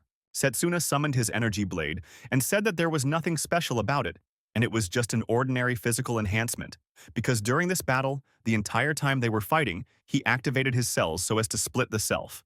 After this, Setsuna raised his energy blade and said that while the Far Mage was busy destroying one layer of the earth after another, he did everything as Setsuna did, and assumed, after that, Setsuna called him the most common coward and added that such a one would definitely not be able to win in real battle. However, representatives of the faculty of long-range attacks looked angrily at our hero and said that he should not be so self-confident, because he definitely could not do anything in such a situation. Immediately after this, the representative of the long-range attack faculty sent his spell at full speed towards the melee mage. Setsuna stood still and swung his energy blade and said that this would be the end for his opponent. After that, he swung his blade right at his opponent's spell and it began to stop. Having held this spell on his blade for several seconds, he found the strength to finish his attack and carried out the swing to the end, repelling this incredible blow. Looking at this, Drago even jumped up from his seat behind the cat, because he had never seen a melee magician be able to reflect such an incredible spell with such ease. Meanwhile, representatives from the long-range attack faculty raised their hands to create another spell and defend against this. He asked with a smile, "Does Setsuna think that the distant mage will not be able to remove the energy from his own magic and protect himself?" How could he add with a smile that Setsuna has exhausted all his strategies and now it's all over? However, as soon as he removed his spell, he saw that right behind him was Setsuna, who was actively approaching the representative of the faculty of long-range attacks, swinging his blade. During the jump, Setsuna looked into the eyes of his opponent and asked, "Did he really think that a melee magician could not jump here?" The long-range representative only managed to say that this was impossible, and immediately after that he was hit by an energy blade. After that, Setsuna stood over the defeated opponent and said that if he wants to apologize, then he should ask for forgiveness from those children whom he used, while the announcer was surprised to announce that Setsuna was the winner. The head professor of the melee department immediately lit a cigar to celebrate the victory, and Drago said with a smile that he did not expect anything less from this guy. However, immediately after this, the place where Setsuna stood began to collapse. The spectators in the stands immediately stood up and said that now these guys would fall into the lava. Setsuna tried to jump, but he failed, and he and his opponent began to fall under a pile of stones into the lava lake. However, the hero was not at all afraid of us. He reasoned rationally that his opponent was now unconscious, and this clearly complicates the situation. Setsuna pushed off from one of the stones and grabbed his opponent right by the leg when he was already almost near the lava. After the battle, he was clearly weakened and did not understand how things could even come to this. He tried to collect all the energy that he had left to push off from another stone, but he realized that he might not have enough strength. And at that very second, a huge wolf appeared and saved him and his opponent. He immediately realized that this was Carol's summoning magic. And after just a couple of minutes, they were saved. Carol was petting her dog, and Setsuna was waiting for his hands to be bandaged while his opponent was taken away. Setsuna was surprised. He looked at her and asked why she saved him, to which the girl replied that he was one of them. So she thought that he could cope without her help, but decided to help at the last second. Setsuna smiled and said that she really saved him. Looking at her, Setsuna thought that she was from the summoning faculty and was clearly a contender for victory, and she also had talent and even her own fighting style. Therefore, if she continues to win, a very difficult battle will await him. Meanwhile, some spectators in the stands were surprised that the representative of the neighbors had won again. Someone immediately began to say that perhaps last time his victory was not an accident either. And if this continues in the same spirit, it will be an unprecedented event. The director, meanwhile, sat in his place and watched this battle with a smile, and also because of its winner. The chief professor of the Faculty of Long-Range Attacks, meanwhile, cursed, and thought that his student was the most useless, after which he shouted that there was no way in life he would forgive such a defeat to our hero. After this, Setsuna returned to his place and was immediately congratulated on his victory. And the head professor also said that Layla told them about what happened, so they were surprised that despite such difficulties he was still able to win. Setsuna calmly approached them and thanked them for their kind words.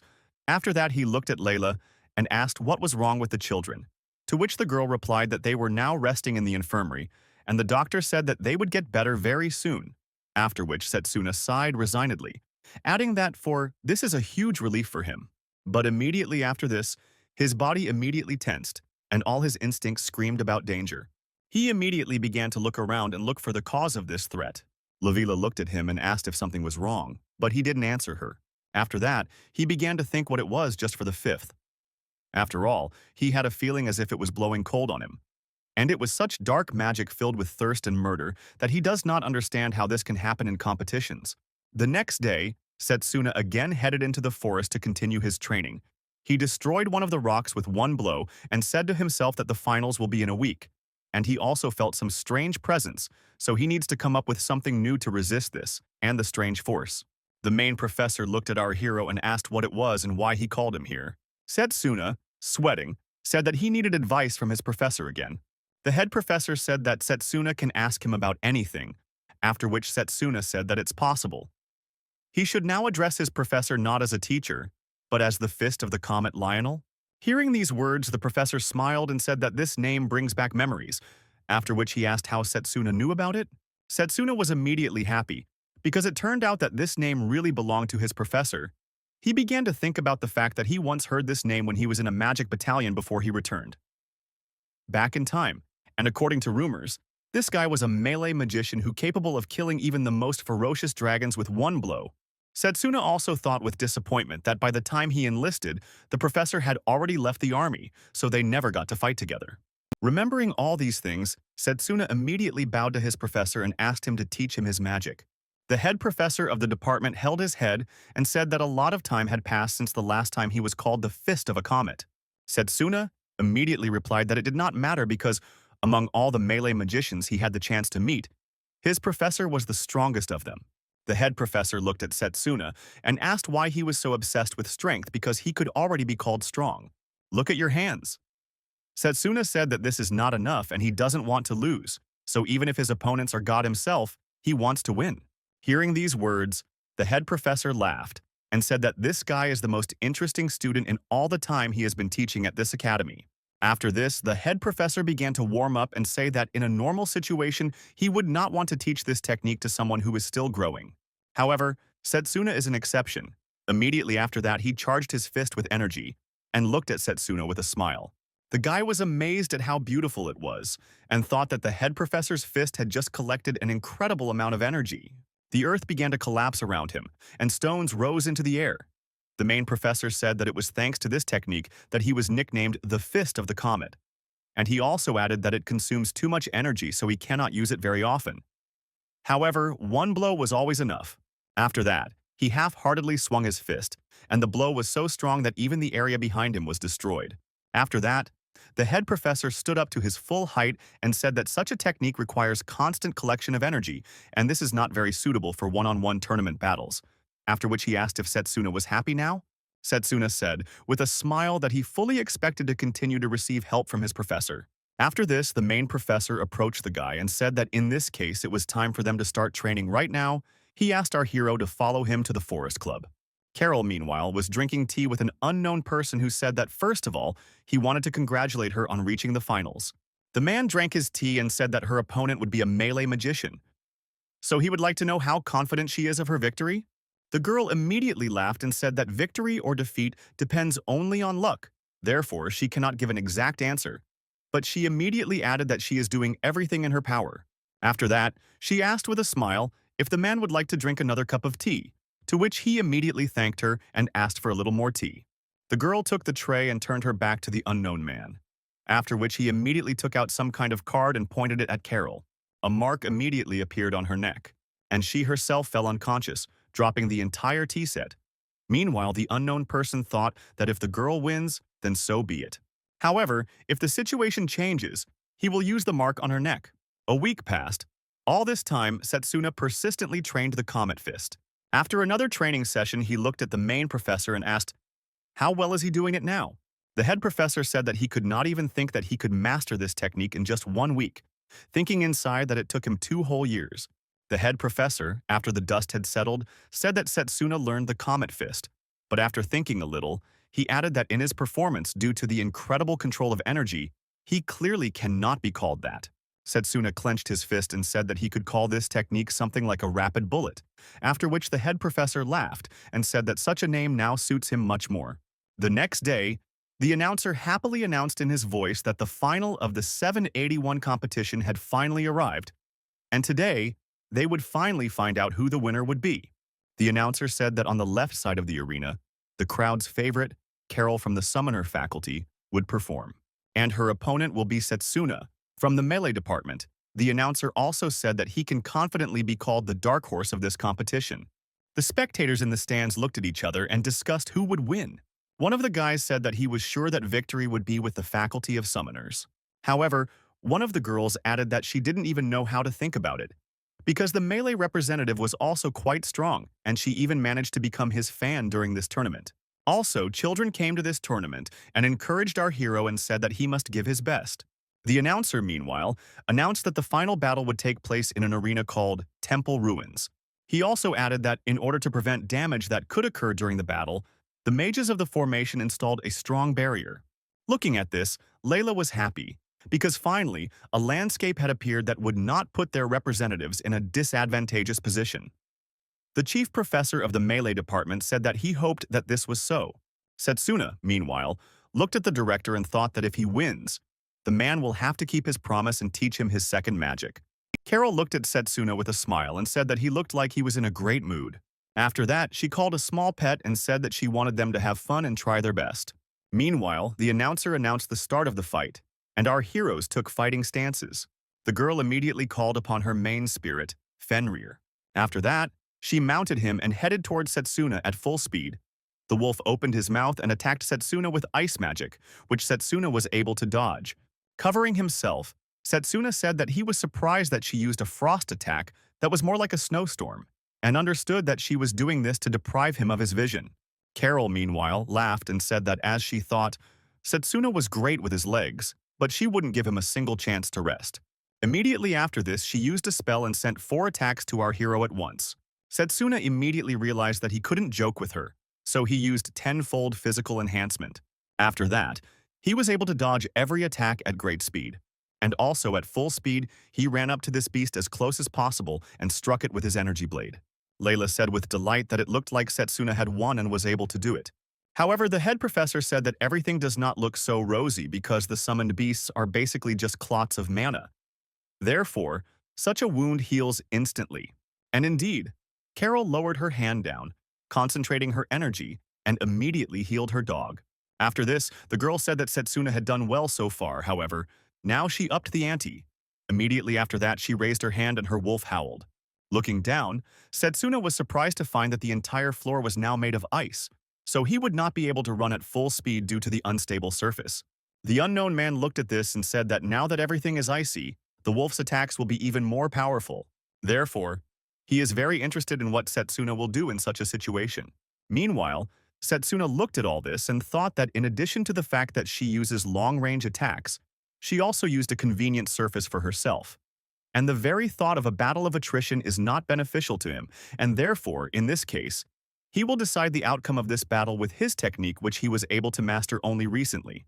However, first he needed to find an advantageous position, so he began to run. While dodging the wolf's attacks, the audience noticed that the melee representative went on the defensive, and someone said that, as expected, he would not be able to defeat Calling You. The head professor became a little nervous, and Layla noticed this by asking what happened, to which the professor smiled and said that there was nothing wrong and he was just a little worried. Setsuna, meanwhile, continued to dodge the attacks and thought that in the end, in order to use the bullet, he needed time to prepare because it was very difficult to use in one-on-one battles. However, the head professor was now also watching this battle and thinking that with this guy's outstanding energy control, he could charge his hand even during the battle, which is actually happening now. The head professor looked at this and admired his student, saying that this was not very easy to pull off. Carol noticed that her opponent was concentrating energy in one of his hands and realized that he was clearly planning something. She shouted that she would not allow him to use a secret attack that she did not know about and immediately summoned a second spirit that flew around the arena. Seeing this, the head professor smiled and said that he did not expect that she already knew how to summon several creatures at the same time. After thinking a little, he added that the girl was really talented. Now attacks rained down on our hero, immediately from heaven and earth. Reflecting two blows at once, Setsuna said that she was truly an outstanding magician. He also said that he had not yet used his strongest technique because he expected that she had more trump cards hidden. The girl, meanwhile, looked at how this guy was just able to repel her attack in two directions at once and did not understand how he did it because he was just a beginner in the melee department. After this, Setsuna finally charged his attack saying that the fight would now end because it was his turn to strike. The unknown man snapped his fingers and said that this was the end. Immediately after this, the mark on Carol's neck was activated. She grabbed her neck and screamed in pain. Setsuna immediately canceled his attack and looking at her in fear asked what was happening. With the help of his fine control of magic, he immediately realized that this was the same energy that he had felt a week ago at this duel. But now he feels it more clearly, and understands that this energy resembles the power of an ominous god. The girl did not understand what was happening and tried to control her body, but it did not listen to her, which is why she, raising her hands up, began to use a spell that she did not even know. Immediately after this, she summoned 4 demonic creatures into the arena. The spectators in the stands were very surprised, because they did not expect that she could summon several at once. The head professor, meanwhile, put his head in his hands with the thought that the energy he felt was clearly coming from no girl. Taking the cigar out of his mouth, he shouted that they should immediately stop the fight and lower the barrier, after which he looked at his student in fear and asked what the pharmacy magicians were doing. And the mysterious man, meanwhile, watched this fight and thought that this barrier could only be lowered by the one who created it. And he was the creator of this barrier, because he had already destroyed the magician who created it and put his new barrier in place of the old one. Setsuna, meanwhile, continued to be inside the barrier and had difficulty dodging 6 monsters.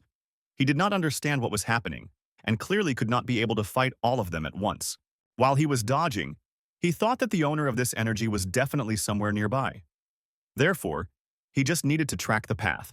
However, the mysterious man snapped his fingers again and said that this guy has no time to look around in such a situation. Immediately after this, Setsuna was attacked by one of the monsters, and he fell to the ground covered in blood. However, he immediately stood up holding his wounded hands.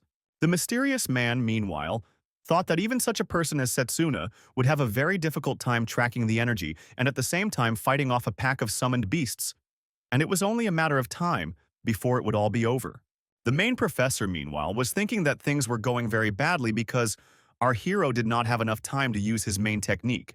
And besides, the girl has also already been attacked, and if this is not stopped soon, she may die having lost control of her energy. Setsuna continued to fight these monsters, and the girl tried to restrain them, but she couldn't get anything out of the word at all. All she could say was to warn our main character and ask him to run away from here. He looked at the girl and thought that, as expected, she had fallen under someone's control. But he obviously had no intention of running away. A tear fell on Fenrir's neck. It was Carol's tear, who still continued to try to restrain her energy. She could not do anything and said that Setsuna had to run away before he was killed. She understood that he was unlikely to listen to her and perhaps would not even understand what the problem was. So with tears in her eyes, she begged him to run away from here. However, our hero had a different plan for this, and looking at all his opponents, he stood in a fighting stance, preparing to charge his legs. After that, he ran at full speed towards the huge demon bull and grabbed it by the horns, throwing it over himself. He used the maximum strengthening of his body, and also survived a lot of ATOS. So his body had already ceased to cope with these loads, and open wounds continued to bleed, and he could not, even with his incredible control, simultaneously distribute energy to attack and recovery. The director, meanwhile, watched everything that was happening with a calm face. But one could understand that he was clearly worried because drops of the hood appeared on his forehead. The head professor, meanwhile, began to climb into the arena with the thought that his student had most likely already spent more than half of his energy supply. So the situation is getting worse. He needs to find the magician who erected this barrier as soon as possible because he does not want to see his better student for his whole life will die before his eyes. Setsuna continued to fight with 6 at once, but after one of the blows, he did not have time to react to the next one, and his leg was immediately pierced. The rest of the students even covered their eyes from this, saying that this was somehow too much for ordinary competitions.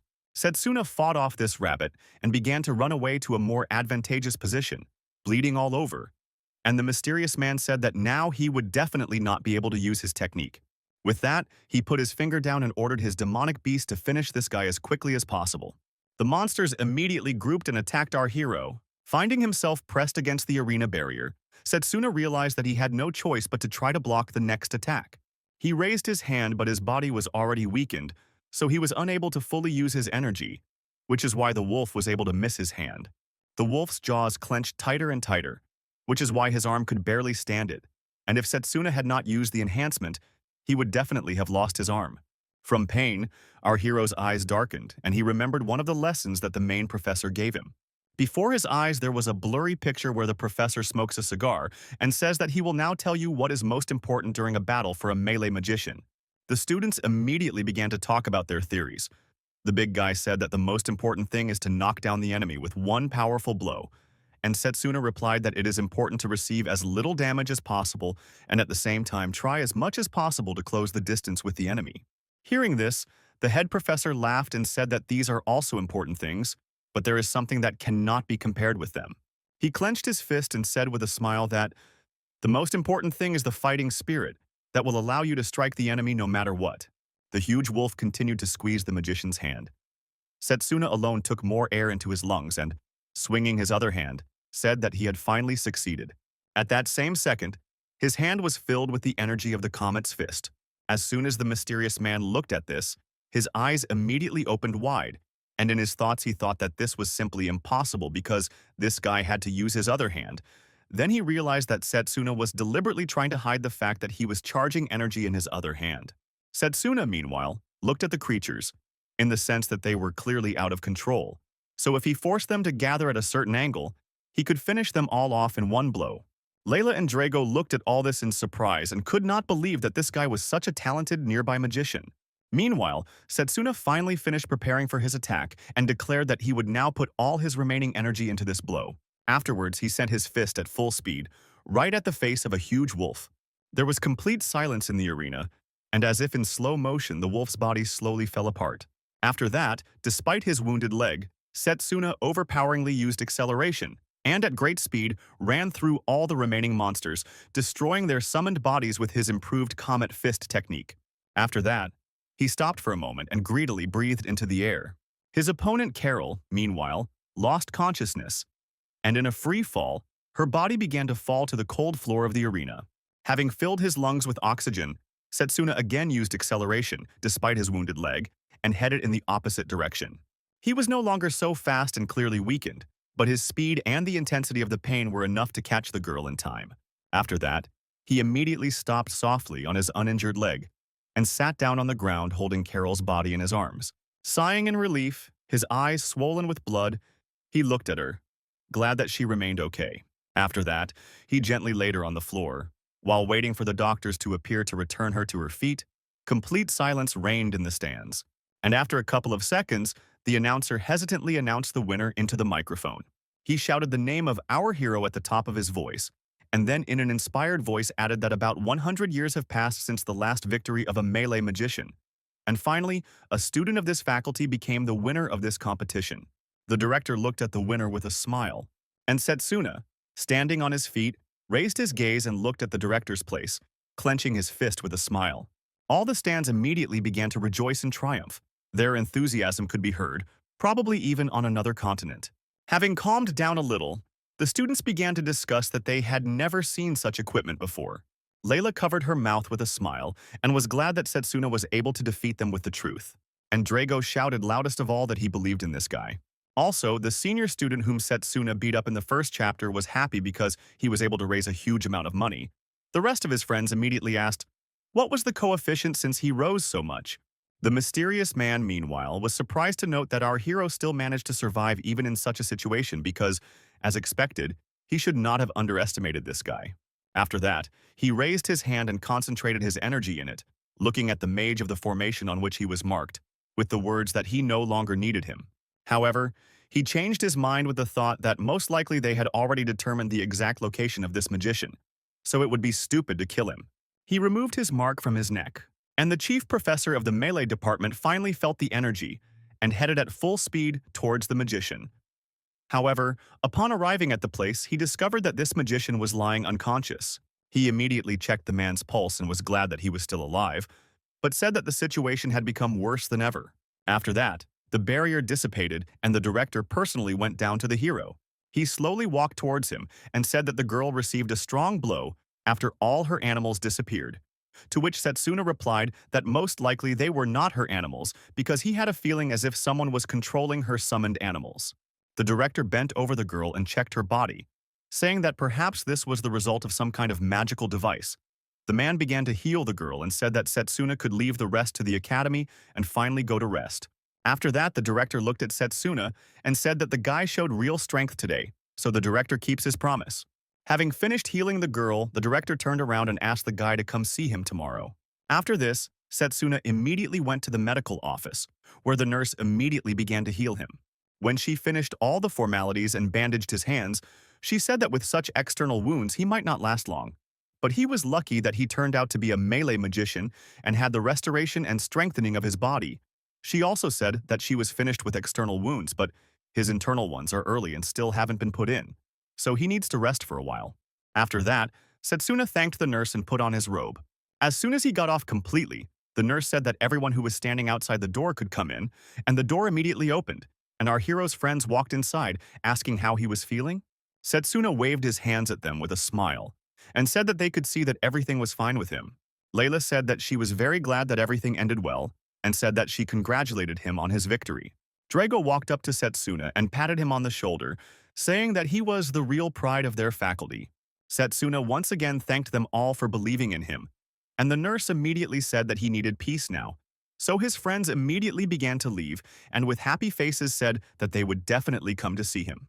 The main professor closed the door behind them and told the nurse that he needed to discuss something with his student. This the nurse agreed. And after that, the main professor sat down opposite our hero, saying that the magician who controlled the barrier was still alive. He added that someone was on him. Then he attacked and knocked him out. The main professor also said that his opponent survived and is fine now, but she needs to rest a little and come to her senses, and she will most likely be interrogated after waking up. The head professor sighed heavily and pointed his finger at Setsuna, and said that it seemed that during this incident they were both with someone unknown. The head professor looked into the guy's eyes and asked if he had any ideas about who it could be, and Setsuna expressed a couple of ideas without mentioning the evil god. After that, under the cover of darkness, an unknown man approached the door where Carol was resting. He tried to open it, but was surprised to find that the door was sealed. But laughing, he told himself that this was not a problem for him. After that, he destroyed the barrier with one touch, and opening the door, he slowly walked inside where Carol was lying. Looking at this girl, the unknown person thought that first he needed to eliminate her, and then call his neighbor's magician. Using the spell, he told himself that he needed to cut off all the tails that could in any way be connected with him so that no one would ever find him. After that, he directed a destroying spell at this girl. Setsuna immediately appeared from the window and cut this spell with his energy blade.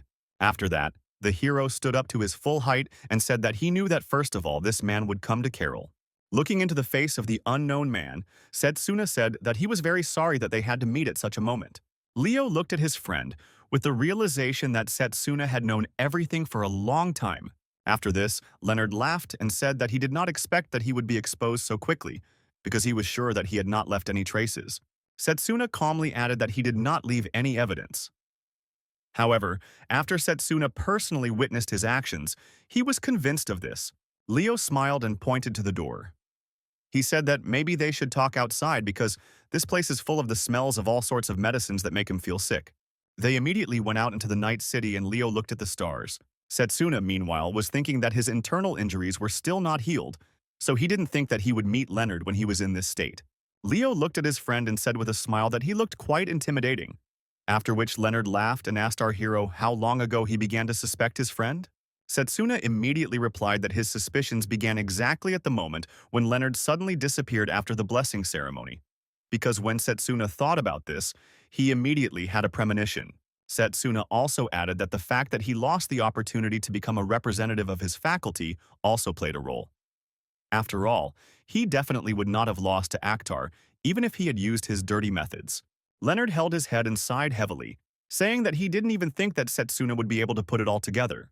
And Setsuna looked at his best friend and said that now his suspicions were confirmed. He also added that during the final fight at the competition, he felt Leonard's energy merge with another energy. Immediately after this, Leonard took a step towards his friend and asked what Setsuna just meant. Leonard's body began to change, and he asked with a smile, "Does Setsuna also know this great person?" Setsuna immediately summoned an energy blade because he realized that the change in the form of his energy left no doubt that he had become a subordinate of the evil god. And in this case, he must immediately stop his friend. Leonard continued to slowly approach Setsuna and said that unfortunately he could no longer allow him to do as he pleased. However, he also added with a smile that he wanted to play a little more with his friend, and what a pity that this would not happen. Setsuna, meanwhile, immediately took a fighting stance and rushed at Leo. However, as soon as he tried to strike, his energy blade immediately dissipated. He realized with horror that the situation was exactly the same as that time when he fought with the ominous god. Leonard, meanwhile, sucked up all the energy of the energy sword and said that the great person gave him the authority to renew the energy. Therefore, whatever Setsuna did, it would not work. Setsuna then immediately created another energy blade and just to be sure delivered another blow. His blade immediately disappeared, and Setsuna used acceleration to get behind his friend, because the energy nullification is activated only when he comes into contact with his attack. But if you attack him from the blind spot, then everything will work out. With these thoughts, he tried to plunge his blade into his friend's back. However, the energy dissipated again. Leonard turned around and said that it was all useless because his energy detection was faster than Setsuna's. After that, he used a fire attack and threw our hero away from him. Leonard sadly said that he would like to fight his friend when he fully recovers because he is truly incredible, and usually melee mages would never reach such a level. He also added that if his friend chose ranged magic, then they could. I wish I could play a little longer. However, this doesn't matter anymore because Setsuna will die here anyway. After that, Leonard used a lightning spell and pierced Setsuna's leg again. Setsuna immediately fell to the ground, and holding his leg, he thought that he was attacked in the same place where he had been wounded before in the final. Setsuna looked up and looked at his friend and asked why Leonard was doing this. Leo looked at his former friend with a smile and said that he was simply tired of this world, and the feelings he was experiencing now were comparable to the desire to break someone else's sandcastle. Setsuna lowered his gaze and asked, "Isn't tired the only reason?" After that, he raised his gaze again and saw that a spell was already rushing towards him at full speed. Setsuna realized with horror that his opponent was casting his spells at incredible speed, and most likely this was due to the fact that he was endowed with power by the evil god. But unexpectedly, someone stopped Leonardo's attack and asked them all to stop. Setsuna and his former friend looked up and saw that the director was standing on the roof of the building. Setsuna, meanwhile, loudly shouted that he did not understand why his friend had taken a dark path, and he also said that he was not even sure that his friend was standing in front of him now.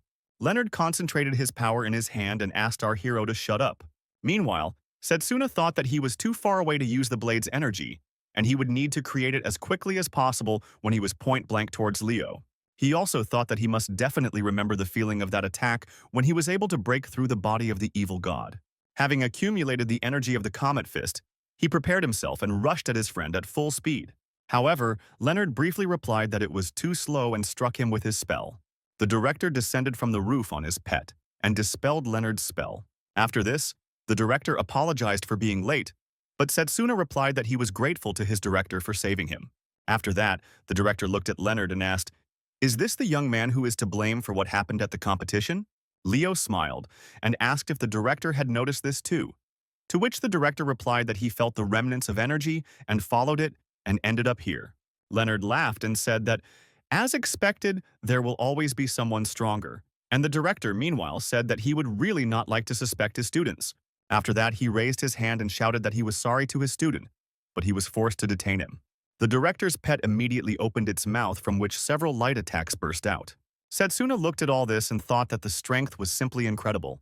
However, in the face of the energy eraser, this is all useless. Leonard completely dispelled the entire attack.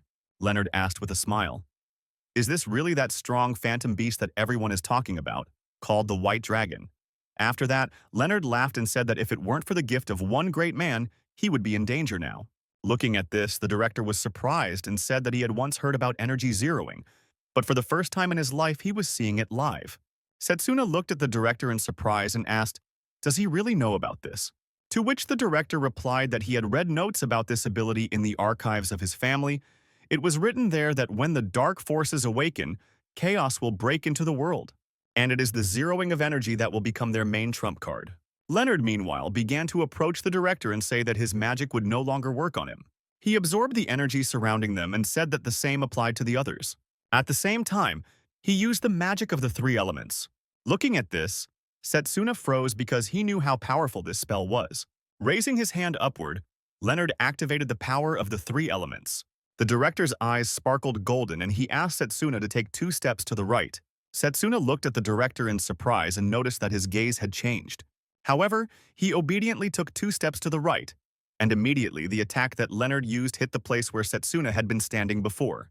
Meanwhile, the director himself began to slowly approach the enemy, as if he knew where his attacks would hit. Leonard looked at how this director easily dodged his every attack and thought that he should stop doubting and end him forever. The director looked into the eyes of his opponent and asked why he was so surprised. Did he really think that in such a situation only his magic could do something? Leonard has your eyes and said that the director has a very interesting power. However, after this, his eyes immediately opened wide and he said that he would now bring down all his power on the director.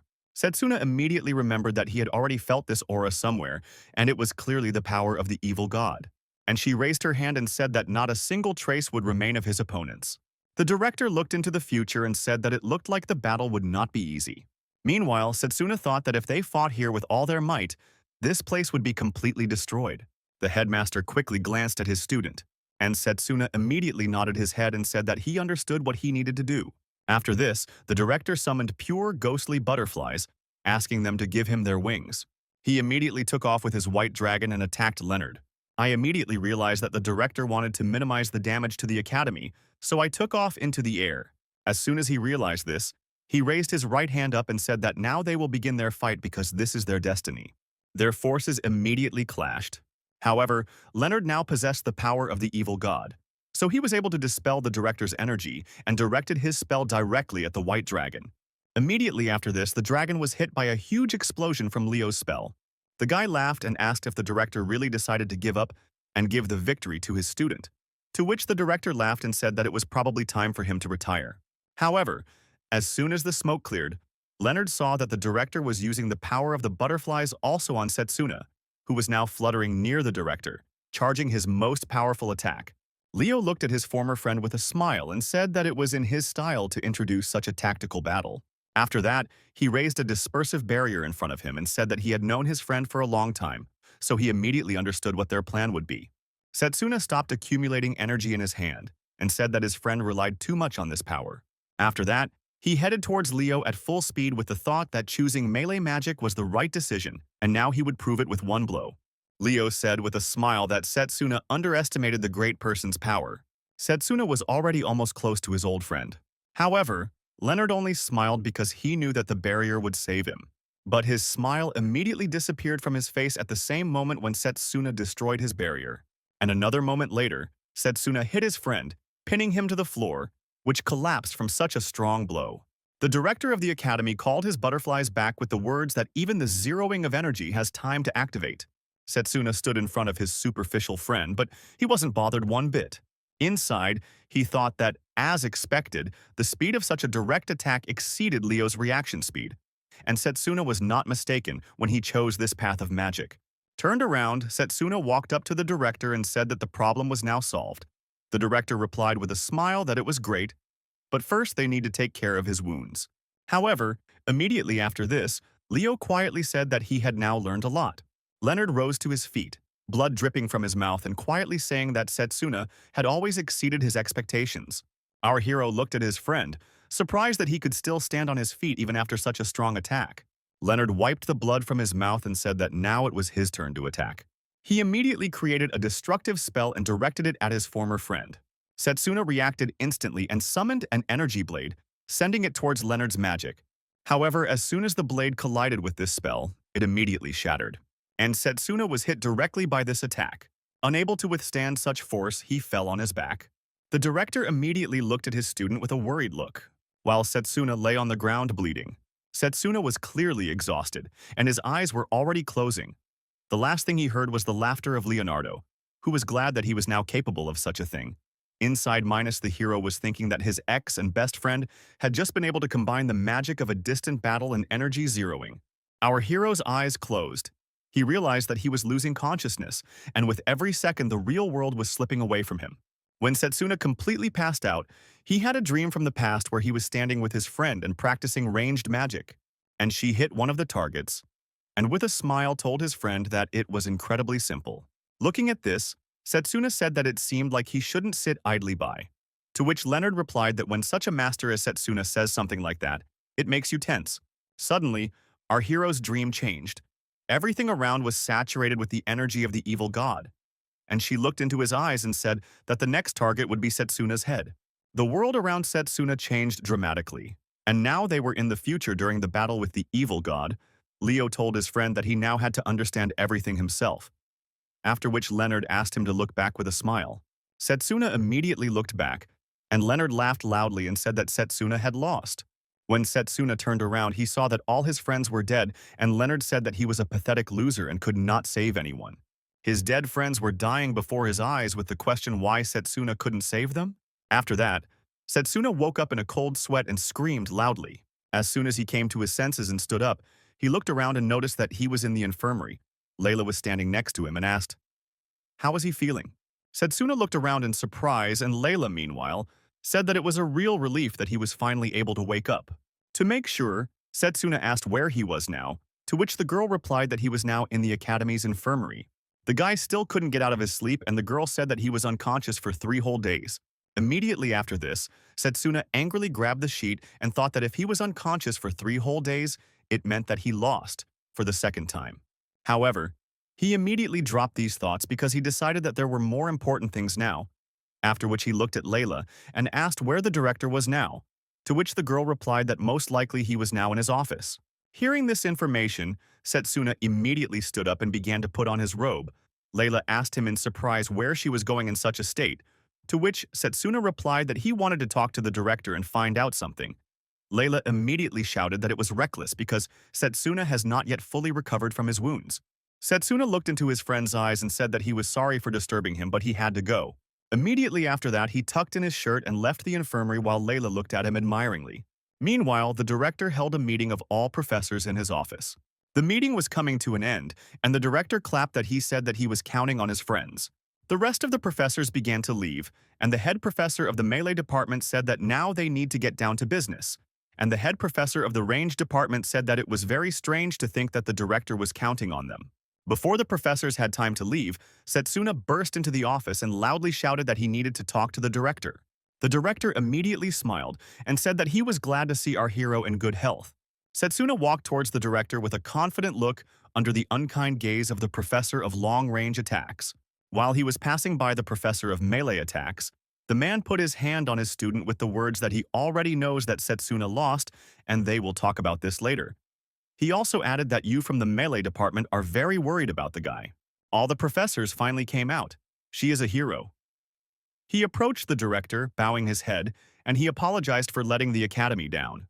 However, immediately after that, he looked at the director with confidence and asked what happened after he passed out. As soon as he agreed on his sentence, Setsuna immediately began to writhe in pain due to the fact that his wounds were opened.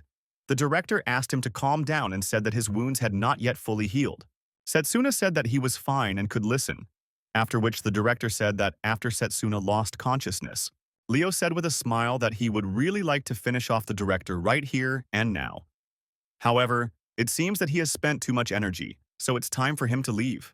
Leo opened the portal and said that he had a lot of fun anyway, but it was time for him to deviate. Bowing, Leonard said that they would definitely meet in the future. The director thought that he couldn't let this guy escape so easily. However, because of this portal, something was looking at him and he had never seen anything like this before. After these incidents, the director realized that he had to become stronger. Hearing this, Setsuna said that everything was clear to him. He began to think that most likely the unknown creature from the portal might be familiar to him. The director looked at his student in surprise and asked, "Does he really know something?" Setsuna just looked at the director and didn't say a word. After which, Director Grozno looked at him in response and ordered him to answer. What does Setsuna know? He took off his glove and also asked how Setsuna knew about this second mark.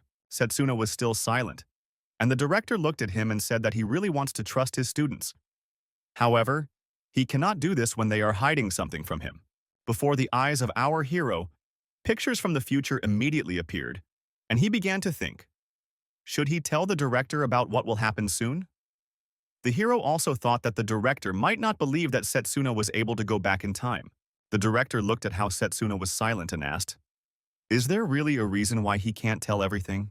However, Setsuna immediately came up with something. In a cheerful voice, Setsuna asked if the director could check the revival necklace. The director was surprised that our hero even knew about this, and immediately took out his necklace. However, he was surprised to notice that the blessing of the spirit of the times had disappeared somewhere. The director looked at his student and asked if someone had used him in another timeline, after which Setsuna stood up and said that it was so.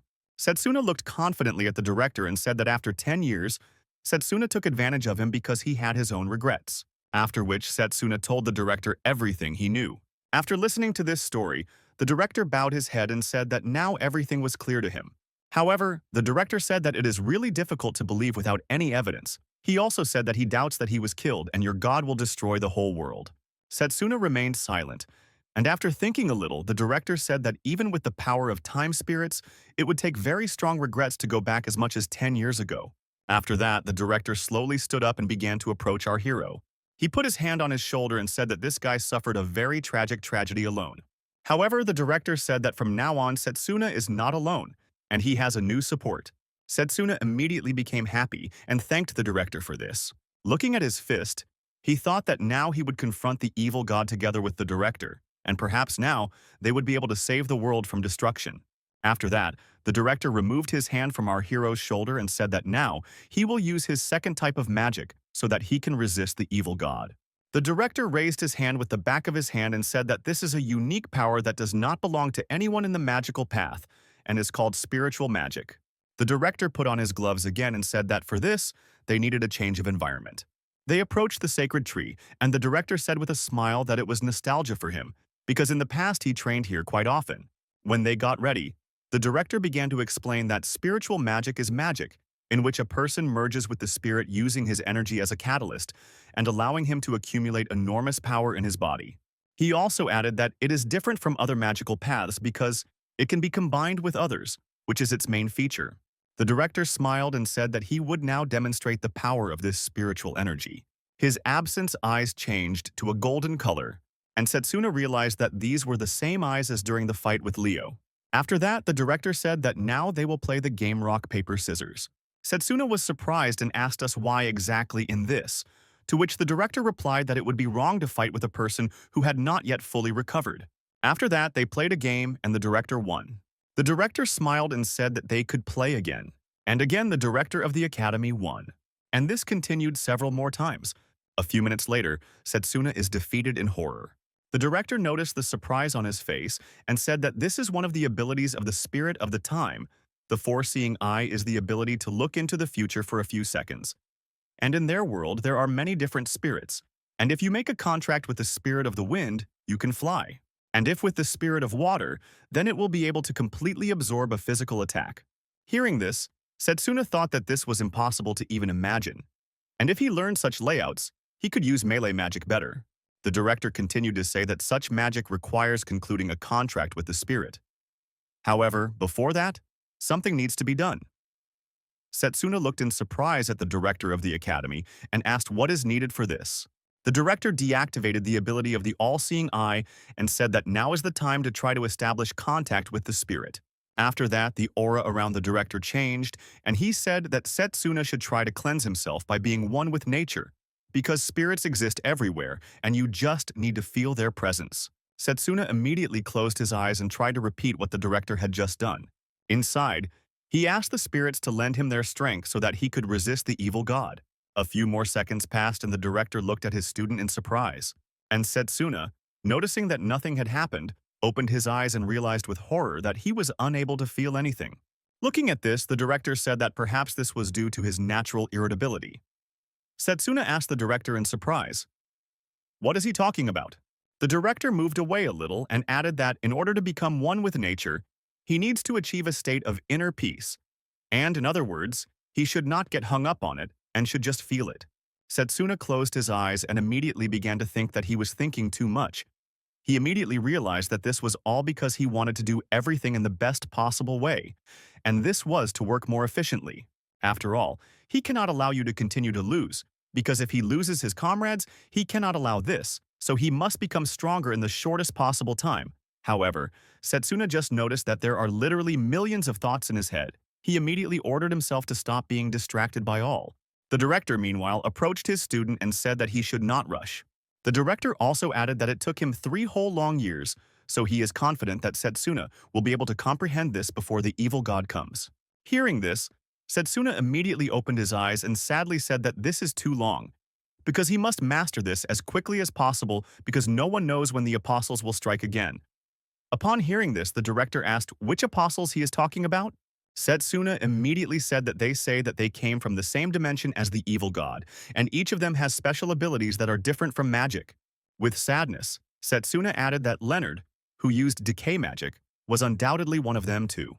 Our heroes also said that he once fought with one of the apostles even before he returned back in time, and although he had the advantage of possessing ranged magic, the battle still turned out to be very difficult. After listening to all this, the director said that these were 12 dark forces. After all, that's what they were called in his family, and Setsuna said that most likely others similar to Leo were hiding in their world. Sighing heavily, the director said that he understood his student, but no one should rush him, because the chaos in his head could seriously undermine him. Suddenly, the director came up with something and said that perhaps Setsuna could learn something during their joint training in the dungeon. Setsuna asked in surprise what kind of joint training this was, to which the director replied with a smile that he would tell him about it a little later. The director looked at Setsuna and said that such training would help him overcome his own limits in his head, after which the heroes looked confidently into the future. The director turned around and added that this would also be a severe test, so he must first completely rest and recover. After all, in the end, a little surprise awaits everyone in this dungeon, and the students will definitely be surprised by such opponents. Meanwhile, Leonard entered an unknown room. He immediately smiled and apologized for being a little late, after which he began to walk inside with a calm step. The monster came out to meet him and asked, "Does this guy have the courage to make them wait?" It was Zagan, the 10th Dark Apostle, who now clearly merged with Leonard and asked did he really want to die right now. A woman began to descend along the ceiling, asking with a smile if Leo was never able to kill at least one student because he was allowed to act on his own. The girl's name was Puke. She was the 9th Dark Apostle. Now she was smiling, and it was said that in addition to everything, this student was wounded and ran away with his tail between his legs. So she does not understand how Leo wants to take responsibility for such a mistake. Leonard showed a peace sign and said that he apologized to his senpais for this regrettable act. Leo said with a smile that he couldn't keep his cool in front of his best friend. The 10th Dark Apostle looked menacingly at Leo and ordered him to wipe that grin off his face because it irritates him very much. After which, the 10th Dark Apostle swung his hand to finish off Leo. However, suddenly a voice was heard asking them to stop. The man who stood with his back to them said that they are apostles. Therefore, they must behave appropriately, and all this for the sake of the vision of the great. This was the second dark apostle, named Satanakia. The apostle asked why they still cannot understand this. Leonard apologized, and the apostle of Satanakia approached his friends and said that they needed to start. The first thing he said was that they must report. The 10th dark apostle pointed to Leo and said that this idiot made a mistake, so they cannot continue to do business by the way, an idiot. After all, if he gets in their way, they will need to deal with him personally. The 9th dark apostle, standing on the ceiling with a smile, said that they could leave it to her, because it would be much more interesting. Satanakia said that this was not necessary because he had already agreed on everything, and Leonard must definitely complete the task assigned to him. A few days later, Setsuna even went to lectures, where he was unexpectedly greeted by Layla. The girl immediately approached him and asked if his wounds had healed since he came to the classroom, to which Setsuna replied that it was true and theoretical. Layla said in surprise that she didn't understand how he was wounded after the final. They would be silent for a while. She asked what happened, but Setsuna didn't answer. He remembered how the director near the divine tree said that they should not divulge information about the evil god and his apostles to people yet, because at the moment, he could only provide some information to trustworthy professors. The director also said that he was going to go in search of Leo and take care of the security of the academy. Therefore, he needs to postpone their training in spiritual magic for the time being. Remembering all this, Setsuna smiled and asked for an apology to Layla for the trouble caused, and said that now everything is definitely in order. However, as soon as he turned around, his body immediately tensed and he thought that he had to recover as quickly as possible and become even stronger. Meanwhile, the main professor entered the classroom and ordered everyone to take their seats. Approaching his desk, he added that today he was going to tell them about joint training with other faculties. The students immediately began to ask in surprise whether they would have training together, to which the chief professor replied that the training would be carried out together with other faculties. He said that the previous competition was held mainly so that the students could learn the fighting style of each house, but this time they will have to learn their limit together in order to overcome it. Setsuna listened to all this and thought that the purpose of the academy was to improve the teamwork of magicians of different paths. The head professor approached the project and said that the place where all this would take place would be a one-star dungeon, and since this was a very dangerous place, they would have to select candidates for this. After which the main professor said with a smile that the event would begin in 2 weeks, so now the students should prepare properly for this time. Setsuna immediately squeezed his hand, with the thought that apparently the director told him about this, and he needed to heal his wounds as quickly as possible in order to take part. When the lecture ended, Setsuna and Layla went outside and the girl asked if Setsuna wanted to have dinner together. Setsuna asked in surprise what she said. That they need to eat a lot to be ready for training. Setsuna came out and said that the girl was right, so they can basically go and enjoy lunch. However, as they walked they heard the guys behind him talking about how Setsuna won the competition. They also said that he was great even though he uses melee magic. And the girls whispered that they had directly become his fans. Layla looked at all this and said that now people are gossiping about Setsuna. Even though they bullied him just a few days ago, Setsuna sighed with relief and said that this is how people are.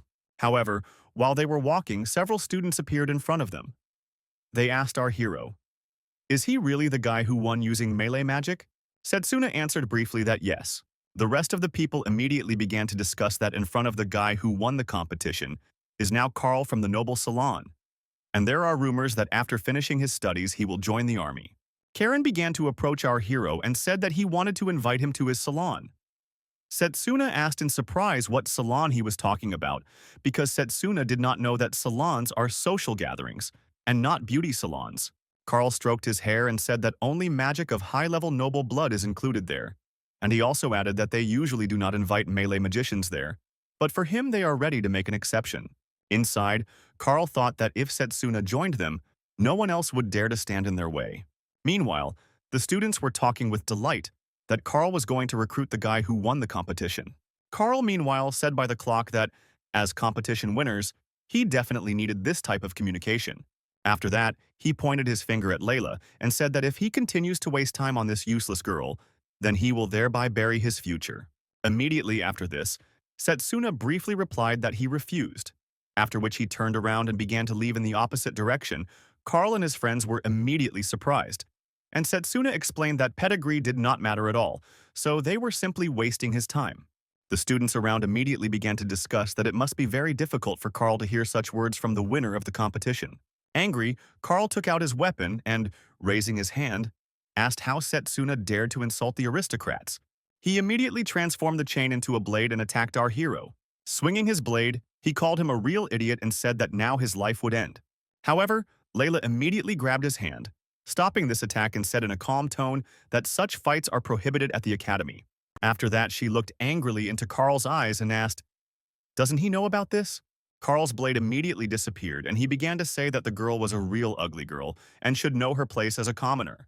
After this, Carl's assistants immediately approached him and began to take him away from this place, asking if he was injured.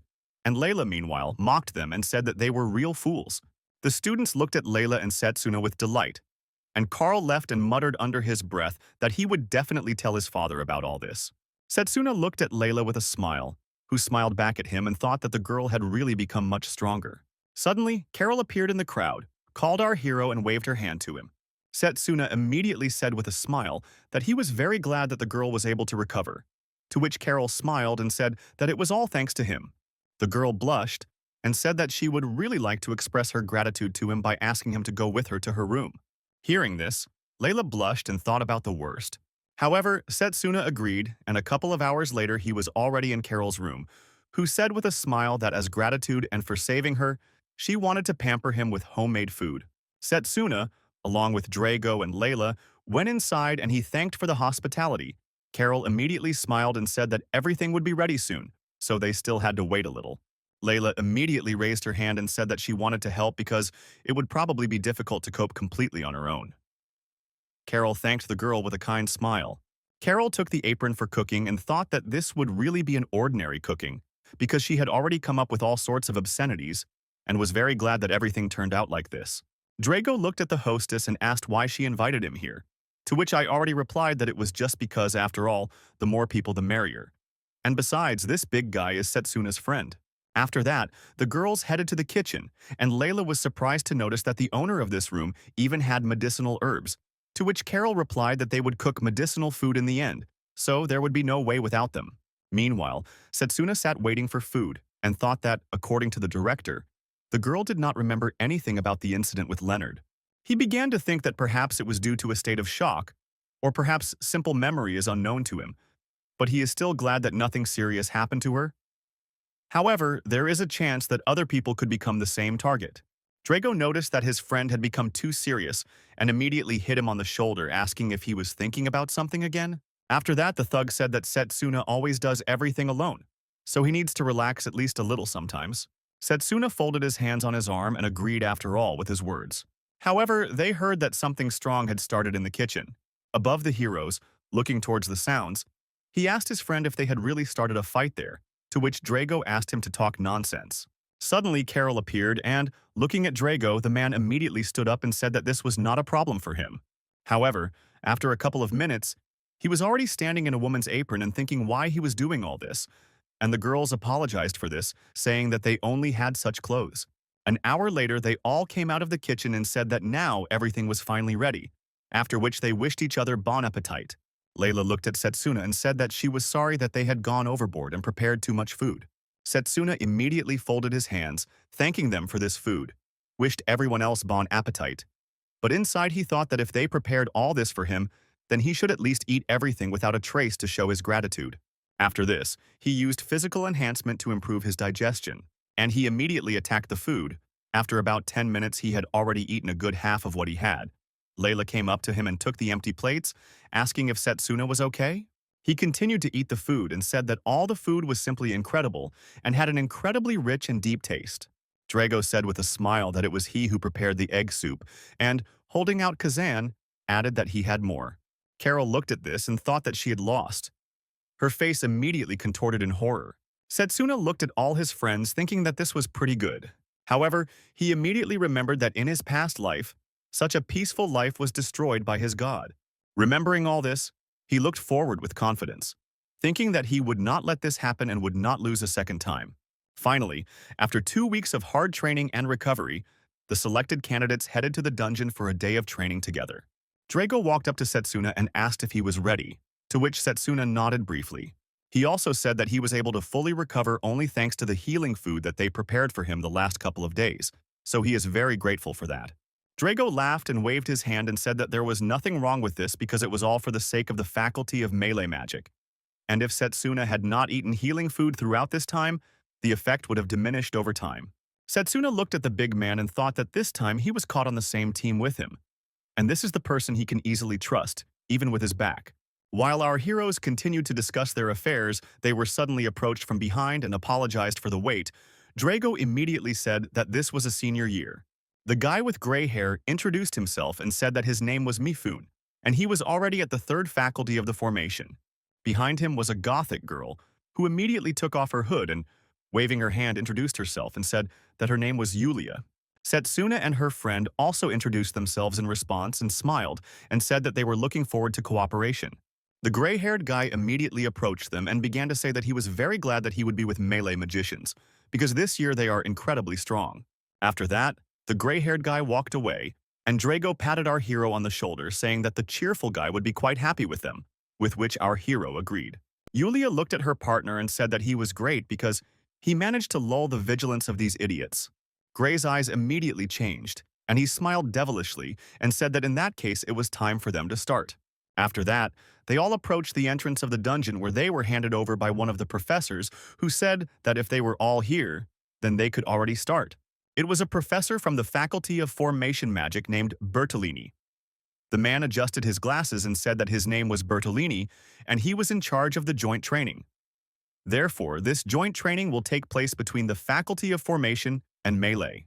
The professor began to tell that this dungeon that they will enter today is called the Ruins of the Sealed Demon, and in this dungeon they will meet ancient monsters and the living dead.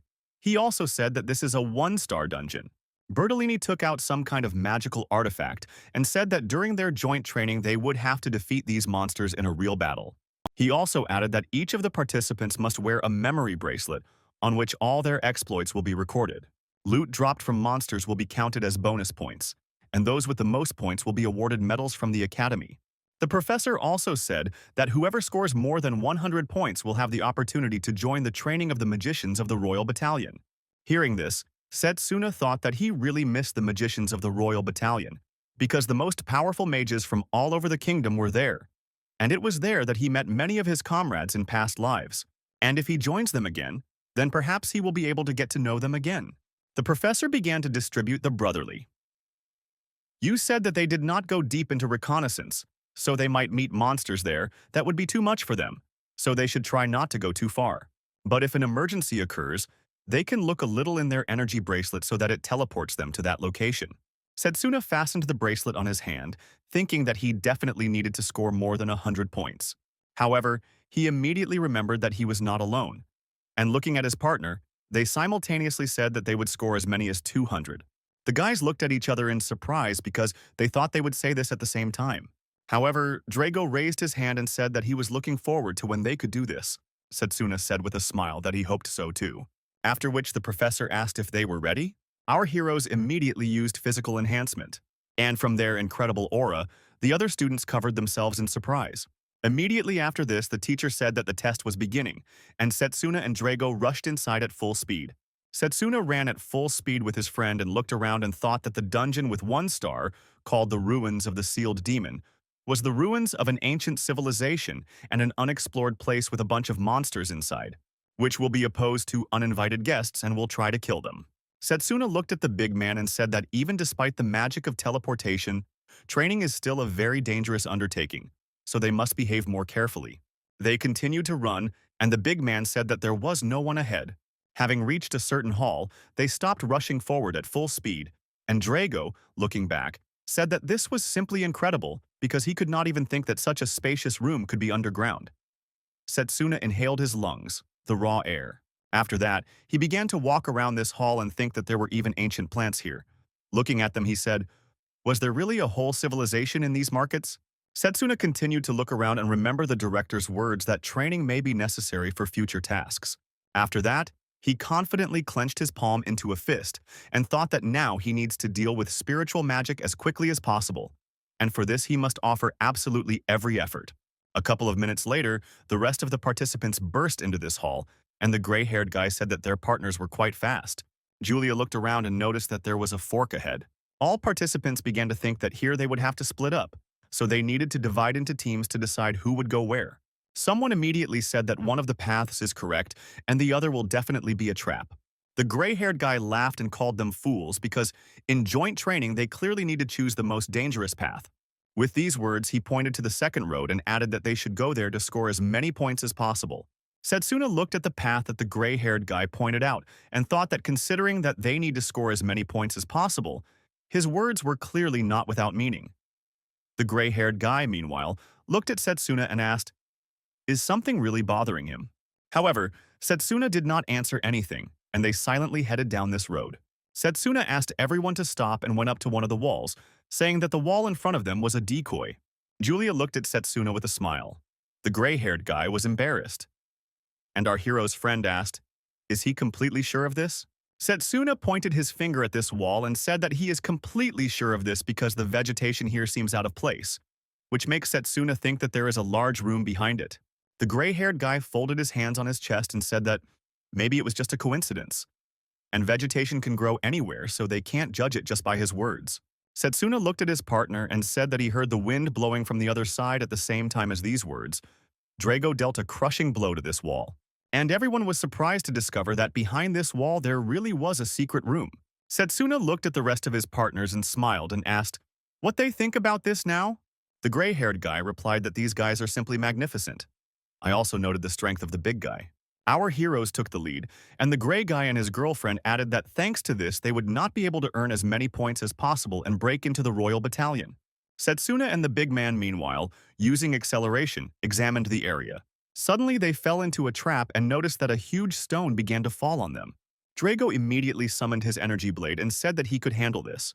After that, he swung with a confident movement towards this stone and immediately destroyed it with one blow. Setsuna looked at his friend and said that he was quite inspired, to which Drago replied that if they show everyone their strength, then people will recognize melee magic as well. With a smile, he said that he did not want to lose by the amount of the hero again. After that, Setsuna smiled. However, he immediately felt a strange presence and his smile disappeared from his face. He immediately dodged and immediately got hit in the place where his head had just been. Setsuna summoned his energy blade and ran towards the trap, dodging these arrows. After that, he approached the trap at full speed and destroyed it with one blow. Drago looked at this and thought that this guy not only has an excellent reaction speed, but also his insight is on a completely different level. Drago went up to Setsuna and said that now they need to take care of the traps so that their partner from the third year can go through this labyrinth much easier. Setsuna agreed, but unexpectedly the big man called him over and said that there was a chest in the room. However, as soon as he said this, a third course appeared, who immediately, with the help of his magic, pulled this chest to himself and said that now this is his reward. The guy was immediately awarded 15 points, and he said with a smile that he thanks his teammates for leaving him this reward. Drago looked at their partner in surprise and asked why he did this. She and the hero remained silent, realizing the whole situation. After this, Drago got angry and said that if their battle was at speed, then he would definitely not lose. After this, Setsuna and his friend immediately headed in the opposite direction to further explore this dungeon. Drago ran past one of the places, and he decided that he needed to shorten this path, immediately destroying it with his blow. As soon as he destroyed the wall, he saw that there was a chest behind it and tried to take it. However, a guy from the third year appeared again who pulled this chest and said that this chest would also now belong to him. Drago got angry and ran. Then he found one enemy and cut off his hand. However, a third-year student immediately appeared and again took advantage of the situation and finished off the weakened monster. Students of the Faculty of Formation continued to steal points from melee magicians. After some time, forbidding, the gray-haired guy laughed and said that the melee faculty is certainly strong, but short-sighted, and at this rate, they will definitely not catch up with the formation faculty. Now Drago had only 10 points, she was a hero who had 25 points. Setsuna said that it was very important for them to distribute the points correctly, after which he asked, "Don't they think so?" They answered, and Setsuna said that nevertheless they continue to paint the glasses of their juniors, and that means that their methods are quite insidious. Julia laughed and asked her friend if Setsuna really said that, to which the gray-haired guy scratched his head and said that it was so. The gray-haired guy also laughed and said that he was not as stupid as those who only do part of your muscles. He also laughed and said that if they talk about some rules, then they are real fools. Because first of all, people are known for use others to achieve their goals, and if they really don't like this situation, then they should do the same. However, behind the fifth, he spread his hands and said that the skills of the melee department do not have such inabilities. Setsuna looked at all. And you thought that in front of him was a rather cunning person who could easily teleport since he has two different circles of information. And this is very convenient because you can catch people off guard. However, this skill still has their disadvantages. After that, Setsuna looked at Yulia with thoughts that while they suffered one defeat after another, she didn't care about the points at all. So it's possible that she has her own ulterior motives. After another hour, Yulia already had 50 points, and Mifuna scored 80, and with a smile said that a little more and they would finally finish. Meanwhile, our hero had 35 points and his friend only had 10. They entered a new room, and Setsuna immediately realized that it was different in energy from all the others where they had been. The formation mage immediately pulled the chest towards him and said that he would happily take this too. However, when he placed his mark on it, a strange energy wafted from the chest.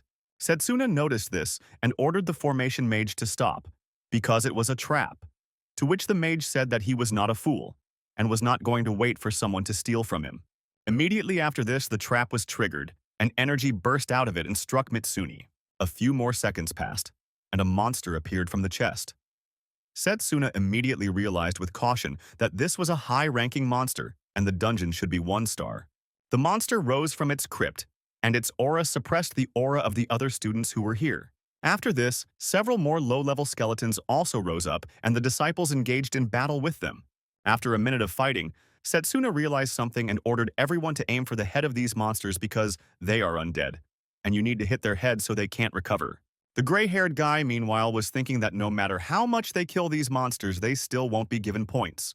Looking at Setsuna, the guy thought that he too should have already understood everything and now is not the time to remember old grievances. Setsuna, meanwhile, used his energy blade to destroy the monsters that appeared.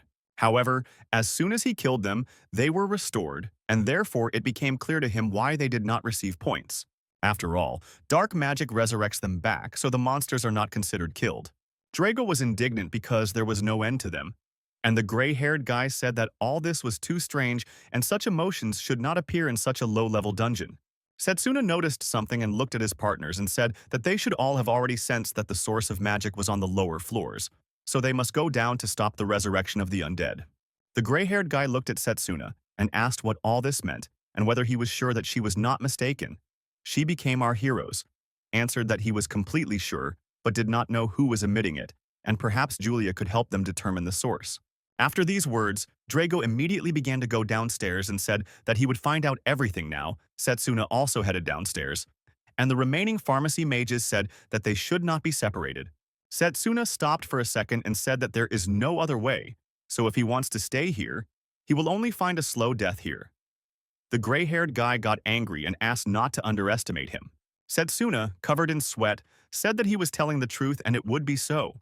After all, this guy is really weak and can't do anything. Therefore, they will pass the points of others. The gray-haired magician immediately got angry and said that this is called strategy, and they are just fools. However, Setsuna no longer listened to him and began to go downstairs. The gray-haired guy looked at the undead and thought that he hated these zombies and this team and this whole dungeon.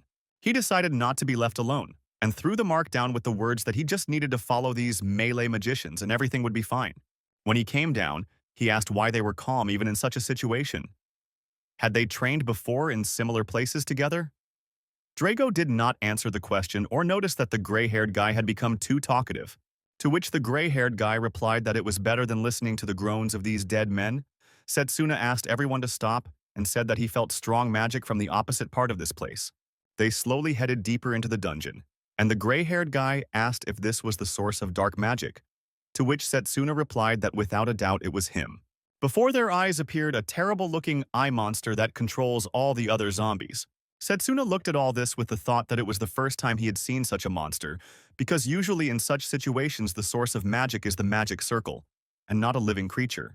Meanwhile, the gray-haired guy thought that these guys still didn't know how to navigate the dungeon, so he decided that he would do it himself. The gray-haired guy swung his blade to finish off this monster and get all the points, but Drago pretended that he was going to warm up and with a sharp blow knocked the gray-haired guy into place with the words that he could finally warm up at least a little. After that, the big guy immediately apologized and said that he didn't want to hurt anyone, and the gray-haired guy ordered him not to wave his arms just like that for no reason at all. Meanwhile, Setsuna killed this monster with one blow and gained another 10 points. Drago looked around with the words that the dead were exclaiming again. She and the hero asked, did they really understand that they had destroyed their source of magic? After this, Setsuna said with a smile that now they could finally continue gaining points to complete the task. Drago cracked his knuckles and said that they could finally loosen up a little. The gray-haired guy, meanwhile, held the blade in his hand with the thought that these guys are very confident in themselves. But now you cannot be afraid of anything and calmly score 100 points and leave this dungeon. However, unexpectedly, Setsuna appeared next to this guy and said that until the undead arrived, he was interested in finding out where Julia was going. The gray-haired guy tensed a little and said that, to be honest, he didn't know this himself and suggested that she could get scared and run away. Setsuna immediately remembered this girl and immediately realized that she did not look afraid, because even when they were attacked by the King of the Dead, she was smiling. Therefore, something was clearly wrong with her. He also thought that all these monsters around clearly should not have been encountered in a dungeon with 1 star. After this, Setsuna began to think that perhaps he was screwing himself over, but it was also possible that the apostles were involved in all this dark magic. If this is so, then it is dangerous for Drago and the others to be here, so he hopes that everyone else is okay. Meanwhile, while he was talking about this, monsters suddenly descended and began to attack our heroes. Drago loaded a physical boost into his hands with a smile and said that right now, his bonus points were heading towards him. After that, he entered the battle and killed these monsters one by one, gaining points. Setsuna also did not retreat and killed everyone with one blow, slowly accumulating points. The gray-haired guy also entered this battle and no longer stole points from others, because there was enough for all of them. Several minutes passed and all the monsters were left dead lying on the earth. Setsuna looked at his bracelet and said that now they had finally reached their goal of gaining 200 points. Our hero had 225 points, Drago had 210, and the gray-haired guy had a 125 after that. The man said with a smile that it was finally time for him to leave because he had fulfilled his quota. After that, he got ready to press the bracelet. However, Drago stopped him and asked if this guy wanted to look for Yulia. After all, they are friends. The gray-haired guy looked at his partners in surprise and said that they were not friends. After all, he met her only yesterday, and she was an eccentric who behaved as if she were a recent acquaintance and most likely she is now crying outside with fear. Setsuna asked with caution, did they really meet only yesterday? But the gray-haired guy was no longer going to answer and pressed his bracelet. Setsuna immediately turned away from him and, looking at his partner, said that they needed to go further and see what was there. However, the gray-haired guy could not teleport. He continued to press the button and pour his mana into the bracelet, but nothing had happened so far. After that, he looked with fear at the melee magicians and asked why they couldn't teleport to the surface. Setsuna looked at him and said that in that case they could just walk to the exit. However, the gray-haired guy replied that this could not be and that something was clearly wrong here. Drago looked around and said that it was so, and most likely there was something wrong with the throws. Our hero suddenly stopped because he again felt the ominous magic coming from somewhere below. After this, Setsuna said that the others could stay here or head to the surface and he would go alone to search for Yulia. He also asked them not to worry because he could definitely handle her himself. The gray-haired guy looked at him in surprise and asked if he had fallen in love with her. Drago said that Mifune had already done enough for them, so he was not going to bother with him anymore and would go down from Setsuna. Setsuna said that in this case they would go together and added that he felt strong magic below, so he asked his friend not to be a hero, and if he felt danger, then immediately run away. Drago immediately nodded his head and said that he understood everything. The magician of the formation faculty said that they should stop, and first they need to go outside and report this to the professor. He also asked why they were sure that Julia was somewhere here, to which Setsuna turned and replied that maybe weakly, but he could still feel her energy. He also said that the gray-haired magician himself could go and report this to the professor. However, he must be careful. The gray-haired man looked at how the melee magicians slowly walked away from him and thought that something was wrong with them, because he had a much better chance of running away to the surface. But instead, they were going even deeper into the dungeon. Thinking about this, he began to tremble with fear and held his head with smiles that being alone here is much more dangerous than being with them. His legs gave way, and he immediately began to think, and he asked himself how it happened, and why everything went wrong in one place. However, while he was thinking about this, suddenly Drago returned. put his hand on his shoulder, and said in a soft voice that they could go together and find Julia and then return to the surface together. Drago's calm voice reassured this guy, and he turned away and said that he would go with them. He also added that he wanted to quickly find her and get the hell out of here. They began to descend even deeper, and the gray-haired guy said that neither he nor Drago felt Yulia's energy. So why is Setsuna capable of this? Setsuna immediately calmly replied that it was all thanks to training, to which the gray-haired man objected that this was a rather superficial answer. They descended even further. The Drago began to see steam coming out of his mouth. He said that it had suddenly become colder here, and the air had become even thinner than before. After that, they moved even further, and the gray-haired man asked with apprehension what these strange sounds were around, but Setsuna raised his hand up, asking him to be silent. After that, he immediately pointed his finger in one direction and said that they need to head there. Drago quickly ran in that direction and, waving his hand, said that there was something here. They saw Yulia, who was sitting in the pharmacy circle, moaning without noticing our heroes at all. Meanwhile, the guys ran up to her and asked if she was okay. However, the girl's body seemed half dried up, and as soon as they came closer, she could finally see them. The girl extended her hand and asked them for help in a dead voice. The gray-haired guy looked at this in surprise and asked, "What happened?" Drago immediately rushed to help the girl. However, Setsuna ordered him not to touch her. Drago looked at Setsuna in surprise and asked why. Setsuna began to slowly approach and say that it was a trap. He remembered that in his past life, he had once encountered this problematic dark magic and found such things on the black market. Setsuna summoned his energy blade and said that such a trap cannot be destroyed by ordinary magic. Therefore, a magical weapon is needed that can destroy the magic circle. After that, Setsuna asked them to move away and filled his energy blade with the necessary energy, after which, he struck the energy circle with the tip of his blade. Because of this, the girl moaned in pain. However, she immediately felt better, and she left the circle and fell into the hands of our hero. Looking at her earrings, Setsuna realized that the magic was activated because of them, and they were cursed. The gray-haired guy asked what would happen to the girl now, and Setsuna, taking her on his back, said that he did not know what would happen to her, and she needed to be taken and shown to the professor. Drago looked at Setsuna and said that he had one question. Why did she leave them and go to this place first? Setsuna then looked at the gray-haired guy and asked, can he use the bracelet to return? The gray-haired guy tried to activate it, but nothing worked. He said that it simply doesn't work and it looks like the professor turned them off. Setsuna tried to activate the girl's bracelet and said that her bracelet didn't work either. Suddenly, the dungeon began to collapse. With food, the guy immediately asked what was happening here. She said that Setsuna would answer that he knew nothing but felt the energy of a strong monster. Drago looked at his friends and ordered them all to run away. They all immediately rushed to run out of this dungeon at full speed. The first to run was a big guy who destroyed stones in their path to clear the way for the rest. But when they reached the exit from this floor, they noticed that it was littered with a huge pile of stones. Immediately after that, they were also overwhelmed from behind. Meanwhile, Layla was at the other end of the dungeon and asked who was here. She saw that one of the guys was under the stones and immediately began to run towards him to free him. Together with her partners, when they pulled him out from under a pile of stones, the girl began to heal the guy with the help of her amulet. The man said that one operating room caused this blockage. Immediately after that, she invited Layla to think about what she wanted for her friend and the others to remain safe. Meanwhile, the gray-haired guy was banging his head against the wall and said that he didn't understand how this could happen. Drago sat near the stones and said that he couldn't destroy them either, because if he starts destroying everything here, a blockage will happen. They realized that there was only one path left. All the others were blocked, and they only had the path to the boss.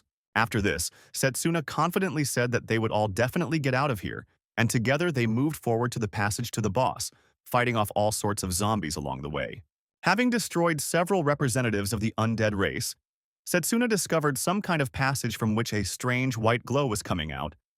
He confidently headed inside. Meanwhile, Grey Guy and Drago returned back to try to clear the area. Suddenly, they heard Layla's voice asking if anyone was here.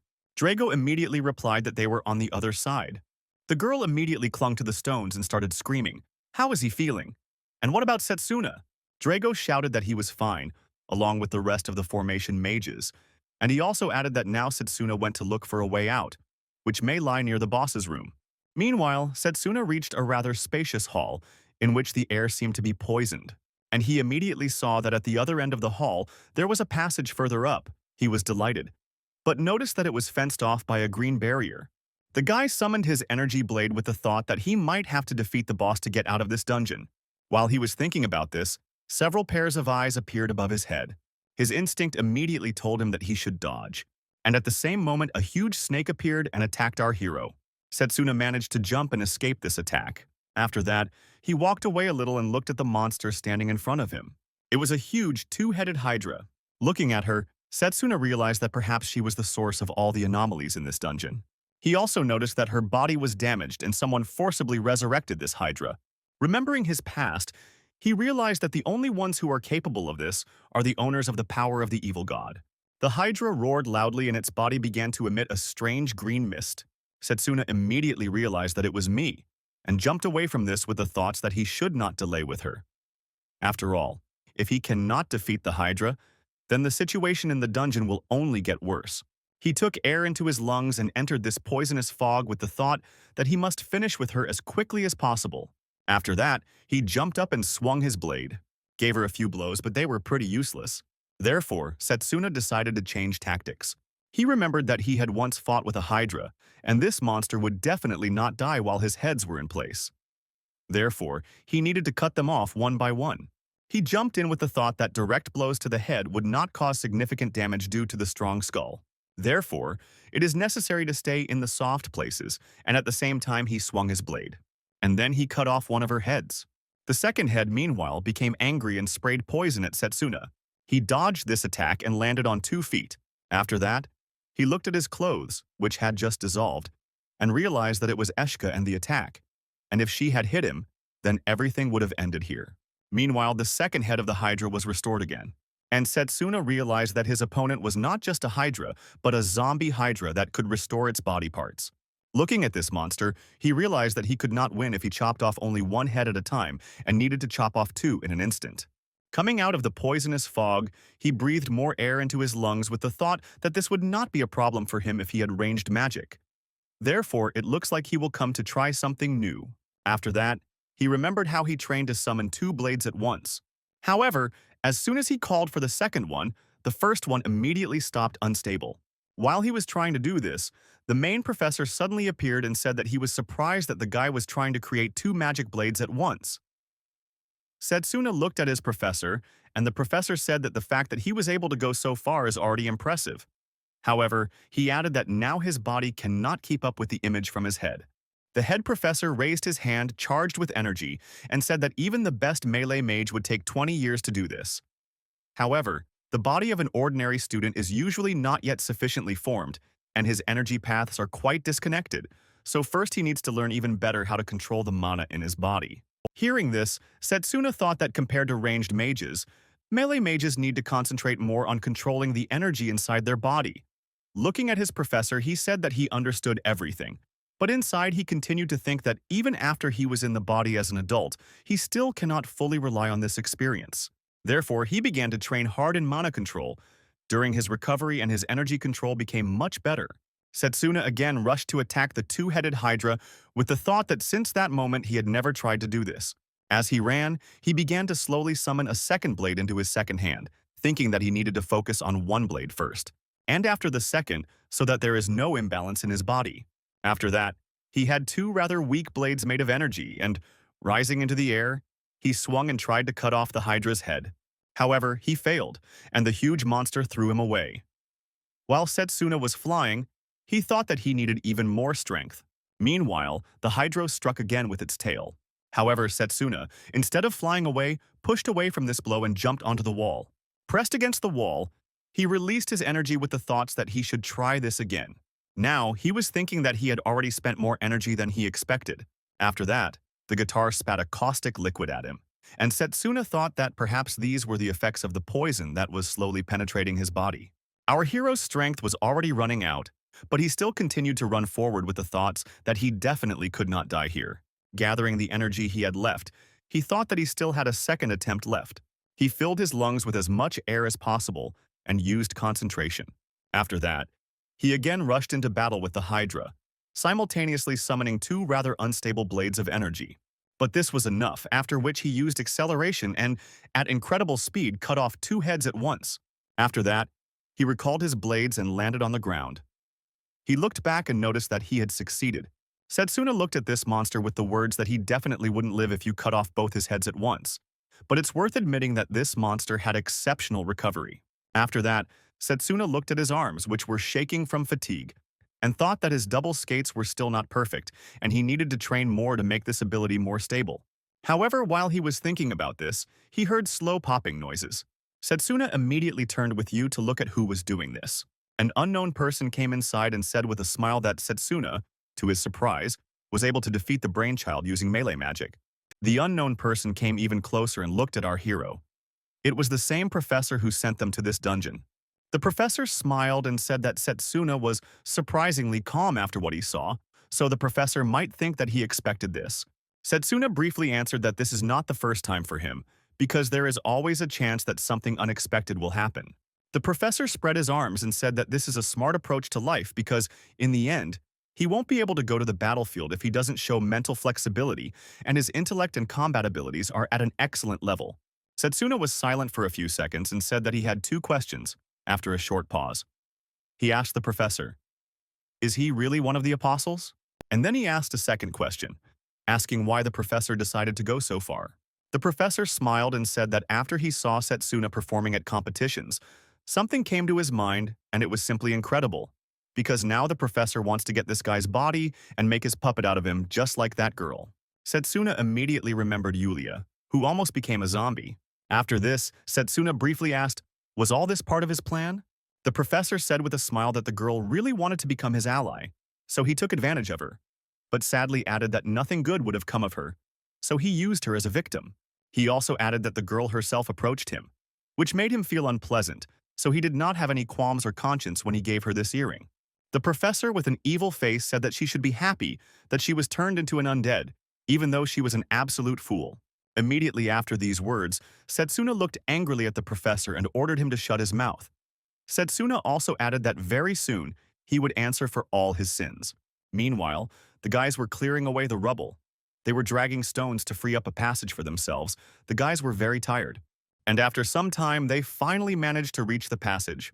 The red-haired guy, seeing this, said that he would finally get out to freedom. The red-haired girl who was next to him said that she was very happy to see him. Drago said that they did a very good job. He thanked them all for their help and said that it was good to be on the surface again. The girl said that she could not even imagine that they would be so deeply trapped. She said that it looks like there will be no more earthquakes, and the red light is slowly passing. Drago said that Setsuna apparently defeated the boss. The blonde guy pointed at his bracelet with his fingers and said that it finally worked. The other guys also looked at their bracelets and noticed that their bracelets were working. They decided that they needed to go back up. Dear said that he was leaving all these guys to her, and he himself would go for Setsuna. The red-haired girl said that she understood his instructions, and he could rely on her in this matter. She would wait for him outside. The strong red-haired guy thanked her and quickly ran without wasting time. Meanwhile, our hero was talking to the man in glasses and said that, as he thought, his interlocutor was to blame for everything. The guy clenched his fists and his hands lit up with magical flames. He told his opponent that he would make him answer for all his sins. Our hero's opponent adjusted his glasses and smiled, then said that he should just try. The guy immediately pounced on him, intending to quickly attack his opponent. Well, this guy with glasses was not so simple.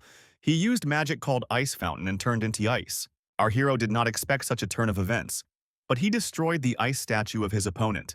And then an ice sword appeared from under the earth and wounded the guy right in the face. The guy with yellow eyes said that, as he thought, this technique is very effective against melee mages who focus on direct strikes, but asked our hero if he still thinks he can defeat him. The guy with the wound on his face thought that thanks to his magic, he was able to set traps and counterattack him equally effectively. The guy with black hair thought that he needed to finish off his opponent as quickly as possible. But he realized that he had almost no mana left after the battle with the boss. He rushed into battle again, thinking that Giovanni was a formation mage, just like Mifune. Before he can activate his magic, he needs to do something at the teleport destination. Our hero approached his opponent again and swung a powerful blow to crush the enemy. And again, the same thing happened. His opponent turned into ice and he just broke the ice statue. The melee mage understood that the poison was already beginning to take effect. Well, suddenly, he fell into a trap again, which this time pierced him quite strongly through and through. He screamed in pain and fell to his knee, an ice spear piercing his shoulder. The guy with glasses was watching all this and said that Setsuna Chromo looked very pathetic. He should give up. But our hero said that his opponent should shut up, and he would never forgive him. He would definitely completely remove the curse from Yuzuha. Then the guy with yellow eyes asked his interlocutor if they left. He knows how to do it. He doesn't even understand why Setsuna is so worried about her. Making her a living dead is a reward for luring him here.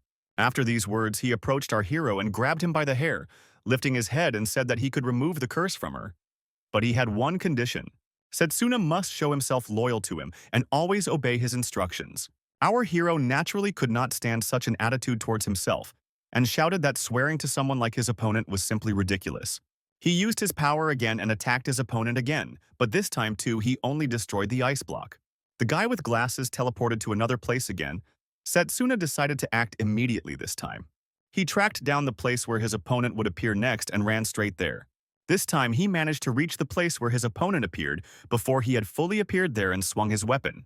The magician in glasses began to feel panic. He understood that he did not have time to hide. Setsuna quickly figured out his magic, and with a sharp movement of his weapon, he cut off both of his arms and wounded his neck.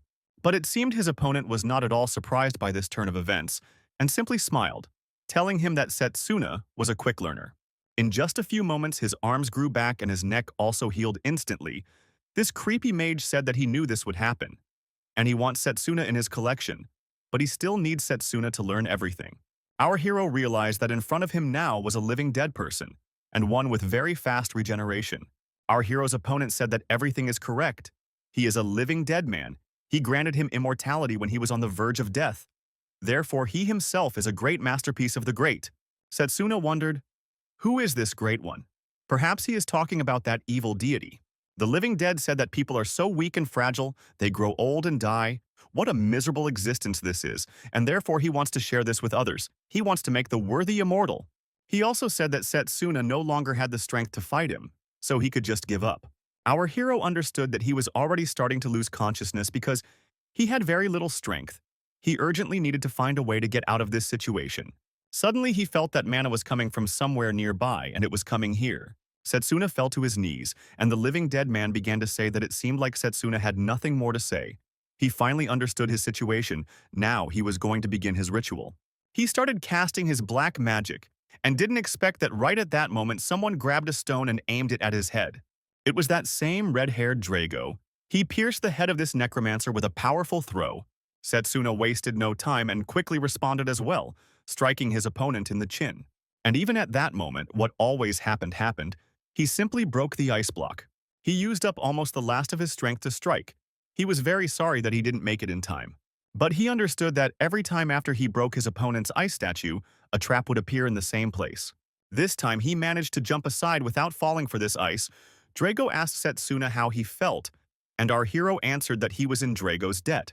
The red-haired guy noticed that Setsuna was wounded, but our hero replied that he was fine and could still fight. He was now interested in how their elders were doing. Drago replied that they had left the dungeon, and Layla and the others had helped them. Setsuna smiled at these words and thought that Layla was becoming more and more reliable. The living dead man began to recover again and said how rudely they interrupted this ritual. The huge wound on his face began to heal, and he said that he didn't expect to see Drago here. The red-haired guy was very surprised that Professor Giovanni was in front of him now. Setsuna said that everything was correct. It was him, and he was guilty of everything that happened here, and they needed to finish him off as quickly as possible. Drago asked how such a person got into their academy. He will not forgive this. Setsuna replied that as soon as he is attacked, he immediately turns his body into ice and attacks with ice shards. It will be necessary to dodge them as quickly as possible, and then teleport to another place. But most likely he cannot do this without a break. This is his weakness. They started discussing the plan. Their plan was that Drago would start forcing him to teleport, and then Setsuna would strike the place where he would appear, and his regeneration would become slower. Drago said that he understood everything, and immediately ran to carry out the plan. The professor almost healed his face and looked at these guys with a very irritated look. Drago immediately attacked his opponent, and he turned into an ice block. Immediately after this, Setsuna determined the place where his opponent would appear and immediately approached him to deliver a powerful blow. Before this, the professor said that his magic is not so simple. If you try to attack him, you will certainly suffer from frostbite. Setsuna didn't listen to him and immediately attacked, piercing his chest through and through. He attacked him with all his might, thinking that he wanted to finish him off here and now. Our hero dealt him many lightning-fast blows that simply pierced his body right through. Although he was already very exhausted, he was still ready to fight until his last breath. His hands were indeed frostbitten, and the skin was torn off his fingers. After such blows, an ordinary person would definitely not survive, but not this living dead man. Setsuna realized that he had given it his all, and now his body was at its limit. He simply fell to the ground. Meanwhile, the living dead man began to pull out some little thing from his business. He thought that he did not think that he would ever use this ability that the Great One had given him. He began to cast a spell and ordered the Hydra to merge with him. Setsuna, who was lying on the floor, turned to Drago with his last strength and told him not to let his guard down. When the red-haired guy looked at what was happening there, he thought that it was impossible. That necromancer began to turn into some kind of terrible monster. He said that he would not forgive them for what they did. They forced him to use this item that the Great One gave him. The professor began to turn into a terrible creature. His voice changed and no longer sounded human. He screamed the word, despair. The exhausted Setsuna couldn't even move, but he knew that at this rate they would both die. I couldn't focus my vision to see what was going on there, but I thought, who the hell is this? Spiritual power is essentially the fusion of body and spirit, and to achieve this state one must comprehend emptiness. Setsuna thought that this is what emptiness looks like, and he feels it. A small light of hope appeared before him, and our hero called upon the spirit that could give him strength so that he could save his friends. And then suddenly it was as if he had teleported to some completely different place. He was whole, and he had power. The place was quite beautiful and mesmerizing, hovering. Stood in a daze for several seconds, not understanding where he was. It's different from the dungeon. What kind of place is this? Is this really another dimension? He felt someone's heavy breathing behind him and immediately looked around. Behind him was a huge red demon that was burning with a bright flame. Now he understood what one of the spirits the director had talked about looked like. With such a body, he looks more like a titan, and his mana is so aggressive that our hero feels enormous pressure, even just standing in front of him. Setsuna asked the spirit to listen to him. The evil deity and his minions threaten everything that is on earth. The red demonic spirit listened to the guy silently, and the guy continued to speak and said that his friends were in danger and he asked to lend him his power. The spirit looked at the guy, telling him not to be so arrogant. And then Setsuna flew into the air. He didn't know what was happening now and didn't imagine what would happen next. It was as if he was being sucked into a fiery furnace. The closer he got to the fire, the hotter it became. The guy covered his face with his hands so as not to burn it. He could not do anything at that moment. The fierce spirit said that he tried his best to listen to this man, but one question tormented him. What business did it have with him? Then the demonic spirit crushed our hero with stones. He was clamped in a stone vice. The blue-eyed guy asked the spirit what he meant. The fierce spirit replied that he was saying that there was no point in him listening to this man. The stones that our hero was pinned down by began to catch fire, and the guy felt that he was burning. He felt great hopelessness, and at the same time he felt such a huge mana. The red spirit said that this whole place must be very cold, but for his sake he will light everything here so that it will look like hell, and after that he will burn it. Setsuna just started to burn with hellish flames. He screamed loudly in pain, thinking that if he screwed up here, then everything would come to an end. He needed to convince the spirit with all his might. The spirit looked at the guy in surprise and noticed that he was still conscious. He said that a normal person would have died long ago. Now the spirit wondered why this happened, then said that he felt the presence of the spirit of time in him. What was the reason? Setsuna felt incredible pain from this hellish fire. He screamed loudly but did not burn. He asked the spirit to listen to him, while his skin was already beginning to peel off his face. The fierce spirit said that this guy is very annoying and resists him. He said that not only he, but also those very minions who were sent here. How tired he was of them all. He remembered some of the people who were here before Setsuna. Our hero thought that it seemed like this spirit knew about that evil deity, and then shouted that he was here to destroy these monsters. After these words, the demonic creature screamed loudly, and he asked the guy what he could do. But it doesn't matter how long he fights, it will last forever. It burns him in this eternal flame. Setsuna, through incredible pain, screamed that he didn't care and he wouldn't back down. Then the spirit fell silent for a few seconds and smiled, showing his sharp teeth. He said that in that case, let the guy appear, and in the place where our hero was, the fire intensified even more. Setsuna began to burn at an even faster rate, leaving only a skeleton left. He couldn't breathe, and his feelings were fading. He tried to think, wondering how Drago was feeling right now. In the real world, he was busy with something else, so why is he here? All that remained of our hero was a skeleton that somehow could still think and thought that he could not die until he destroyed this evil deity. Suddenly, something incredible happened. His skin began to appear again, and he went to his teacher asking him to lend him his power, and then he would not lose anyone because of that evil deity. The demonic spirit was very surprised by what happened. He said that he had never seen anyone able to last here for so long. Then he freed the boy from his shackles and extinguished his hellish fire. The horned spirit asked the boy, did he really go so far to save his friends? Setsuna stood there in a daze for a while. He still couldn't recover from the shock that had happened to him. The huge spirit said that this boy seemed to have lost consciousness, so he decided to give him some strength. And after that he said that this brat can get out of here as quickly as possible, and let him never tell those annoying little people about him. A symbol appeared on our hero's hand. Then he quickly began to return back to the earth into his body. Meanwhile, Drago was fighting the professor and things weren't going very well for him. He managed to protect himself from the ice with his mana, so he was injured quite badly. The professor asked, is he still standing on his feet?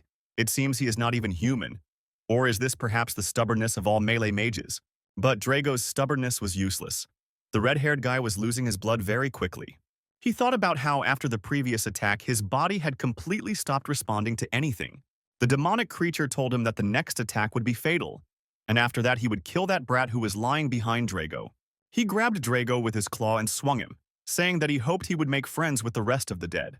Drago realized that he could no longer defend himself, and, exhausted, he took the blow. With the turnip, the monster opened his stinking mouth and wanted to do some nasty things. He looked at all this with an expression of gratitude, but he understood that he wouldn't even be able to avoid it. He remembered his parents, his father who said that Drago was his pride, and let him become a shield for his friends with his huge, hardened body. Let him show them the full power of close combat magic. I remembered my father's words dearly, and mentally asked my father for forgiveness, which means that he was never able to protect his friend. Meanwhile, the ferocious monster spat out some kind of nastiness right in Drago's direction.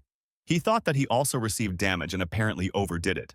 But when he looked at the place where Drago's dead body should have been lying, he did not find it there. Because of this, he was very surprised, not understanding how this could happen, and then began to look around. Drago felt some kind of pleasant warm feeling. He began to open his eyes. Imagine his surprise when Setsuna stood next to him and saved him from the attack. Besides, it seemed like his friend was full of strength. Our hero carefully placed his friend under the stone and rushed to the side with lightning speed. The necromancer couldn't keep up with his movements. Looking around, he didn't notice how Setsuna approached him from the other side. Our hero dealt him an incredibly powerful blow that pierced through this monster. The terrible creature flew back several meters and hit its back against a stone wall. The necromancer didn't understand what just happened, and why a melee mage was using elemental magic. The necromancer understood that things were very bad for him, because his body was taking a very long time to heal. He saw that the guy was burning with some kind of bright flame, and he understood that this was an unusual flame. In addition, this sign was on his hand. The necromancer asked himself, could he really use another path? It was impossible. Setsuna slowly approached his opponent and waited for his attack to parry. The necromancer began to tremble. He realized that he felt fear. Was he really afraid of him? He couldn't believe what was happening and screamed that it was impossible. Then he opened his stinking mouth wide. He started emitting a caustic and poisonous gas, and he also conjured something there. By the way, this is a manhwa called Regression of the Melee Mage. Then he shouted that he was the living dead and the one who defeated death. He used the poisonous whirlwind. Setsuna looked at him absolutely calmly and waited for the enemy to attack. The necromancer began to attack our hero and said that no living creature could cope with this. But Setsuna calmly repelled his attack and was completely unharmed. The necromancer was shocked by this turn of events. In his head, there was only one question. How did this happen? Did he really neutralize his poison with his mana? Setsuna thought that it was time to end this whole circus and quickly approached his opponent. The necromancers did not understand where his opponent got such strength from. He did not even have time to understand where the blow would fly now. The necromancer decided to simply jump to the side and Setsuna missed his opponent. Then he burst into flames even brighter, as if the power within him was trying to break out. The necromancer didn't understand what was going on here and how he could fight it. How he could survive in this fight? The necromancer said that it seemed that Setsuna was unable to use this power properly. And then he noticed that the guy was not reacting to his words and thought that this idiot had lost consciousness during the fight. Setsuna quickly jumped up and avoided his opponent's attack with a sharp leap. The necromancer was surprised that this guy dodged his attack so quickly. How did he do it? He understood that even though he had lost consciousness, was he really moving solely on his instincts? Then he realized that as long as he could restrain his movement, he would control the course of the battle, and he immediately used his ice magic. It was a direct hit. He pierced our hero with ice spears. The necromancer thought that now this guy would not be able to move from the spot. He felt that he still had a chance to win and said that Setsuna's strength was worthy of recognition. But he was just a man who went out onto the battlefield against a dragon. The necromancer rushed at our hero, saying that he would cut off his head and prove that the living dead are superior to people. But while he was swinging his claw, suddenly someone cut off his hand. As it turned out, it was that same red-haired girl, holding a magic rapier in her hand. It was she who saved Setsuna at that moment and asked for his forgiveness, but she would not allow anyone to harm him again. The necromancer was so focused on Setsuna that he didn't even notice how another bug approached him. He thought he would finish it quickly. The girl looked at the guy and realized that he seemed to be unconscious, but that red hair and fire around him. What happened to him? The red-haired girl said that she would do everything to protect him. Meanwhile, the guy returned to the place where he was not so long ago. He saw a spirit who was watching the battle and said that he was consumed by flames of such a level. What a pathetic person. Setsuna said that he did not understand because he thought he was used to it. He looked where the spirit was looking and saw Layla there. He asked, "Is it really her?" He said that he doesn't know who she is. Setsuna asked the spirit to tell him how he could take control of this power and return to reality. The spirit replied that he shouldn't ask him and should deal with it, since this was the first time he had entrusted his power to someone. Setsuna was very worried about Layla. He understood that he needed to come up with something very quickly to save her. Meanwhile, the girl was fighting with that monster and he had already wounded her face. Rano was not critical, but she lost her balance and at the same time lost her vigilance. The necromancer did not waste time and quickly attacked her in the shoulder, and the girl, having dealt such damage to her opponent, broke her weapon. She flew back a few meters and almost fell to the ground. Layla felt a strong pain. She began to talk to our hero and asked him if he remembered what he told her the last time. She stood right in front of him, holding her wound, blood quickly running down her body and spilling onto the ground. She said that he once told her that as long as he had determination in his heart, even a person like him would become stronger. These words awakened something in our hero's body. He began to remember how one very important woman in his life said these words to him. She told him not to think too long. As long as there is determination in his heart, he will become stronger. The necromancer continued to attack Layla. The girl was all wounded and bloody. The spirit who was watching all this laughed and told them to entertain him even more. Or does Setsuna want to say that he is ready to face death here and now with this girl? That in that case, he would be the one who would finish him off. He burst into flames and sent our hero back into the body. And he did it almost in time. The necromancer was just about to deliver the decisive blow and kill Lael. But something happened that he didn't expect. He thought that this guy would no longer move, but he broke free from these icy shackles. Setsuna grabbed his opponent by the face and used flame spirit magic. With an incredibly powerful blow, he struck this necromancer into the ground with such force that the earth split, and he began to incinerate him. Thank you for watching this video. If you liked this manhwa and you would like to see a continuation, then write about it in the comments. If I see good activity in the form of comments and likes, then I will make the next part.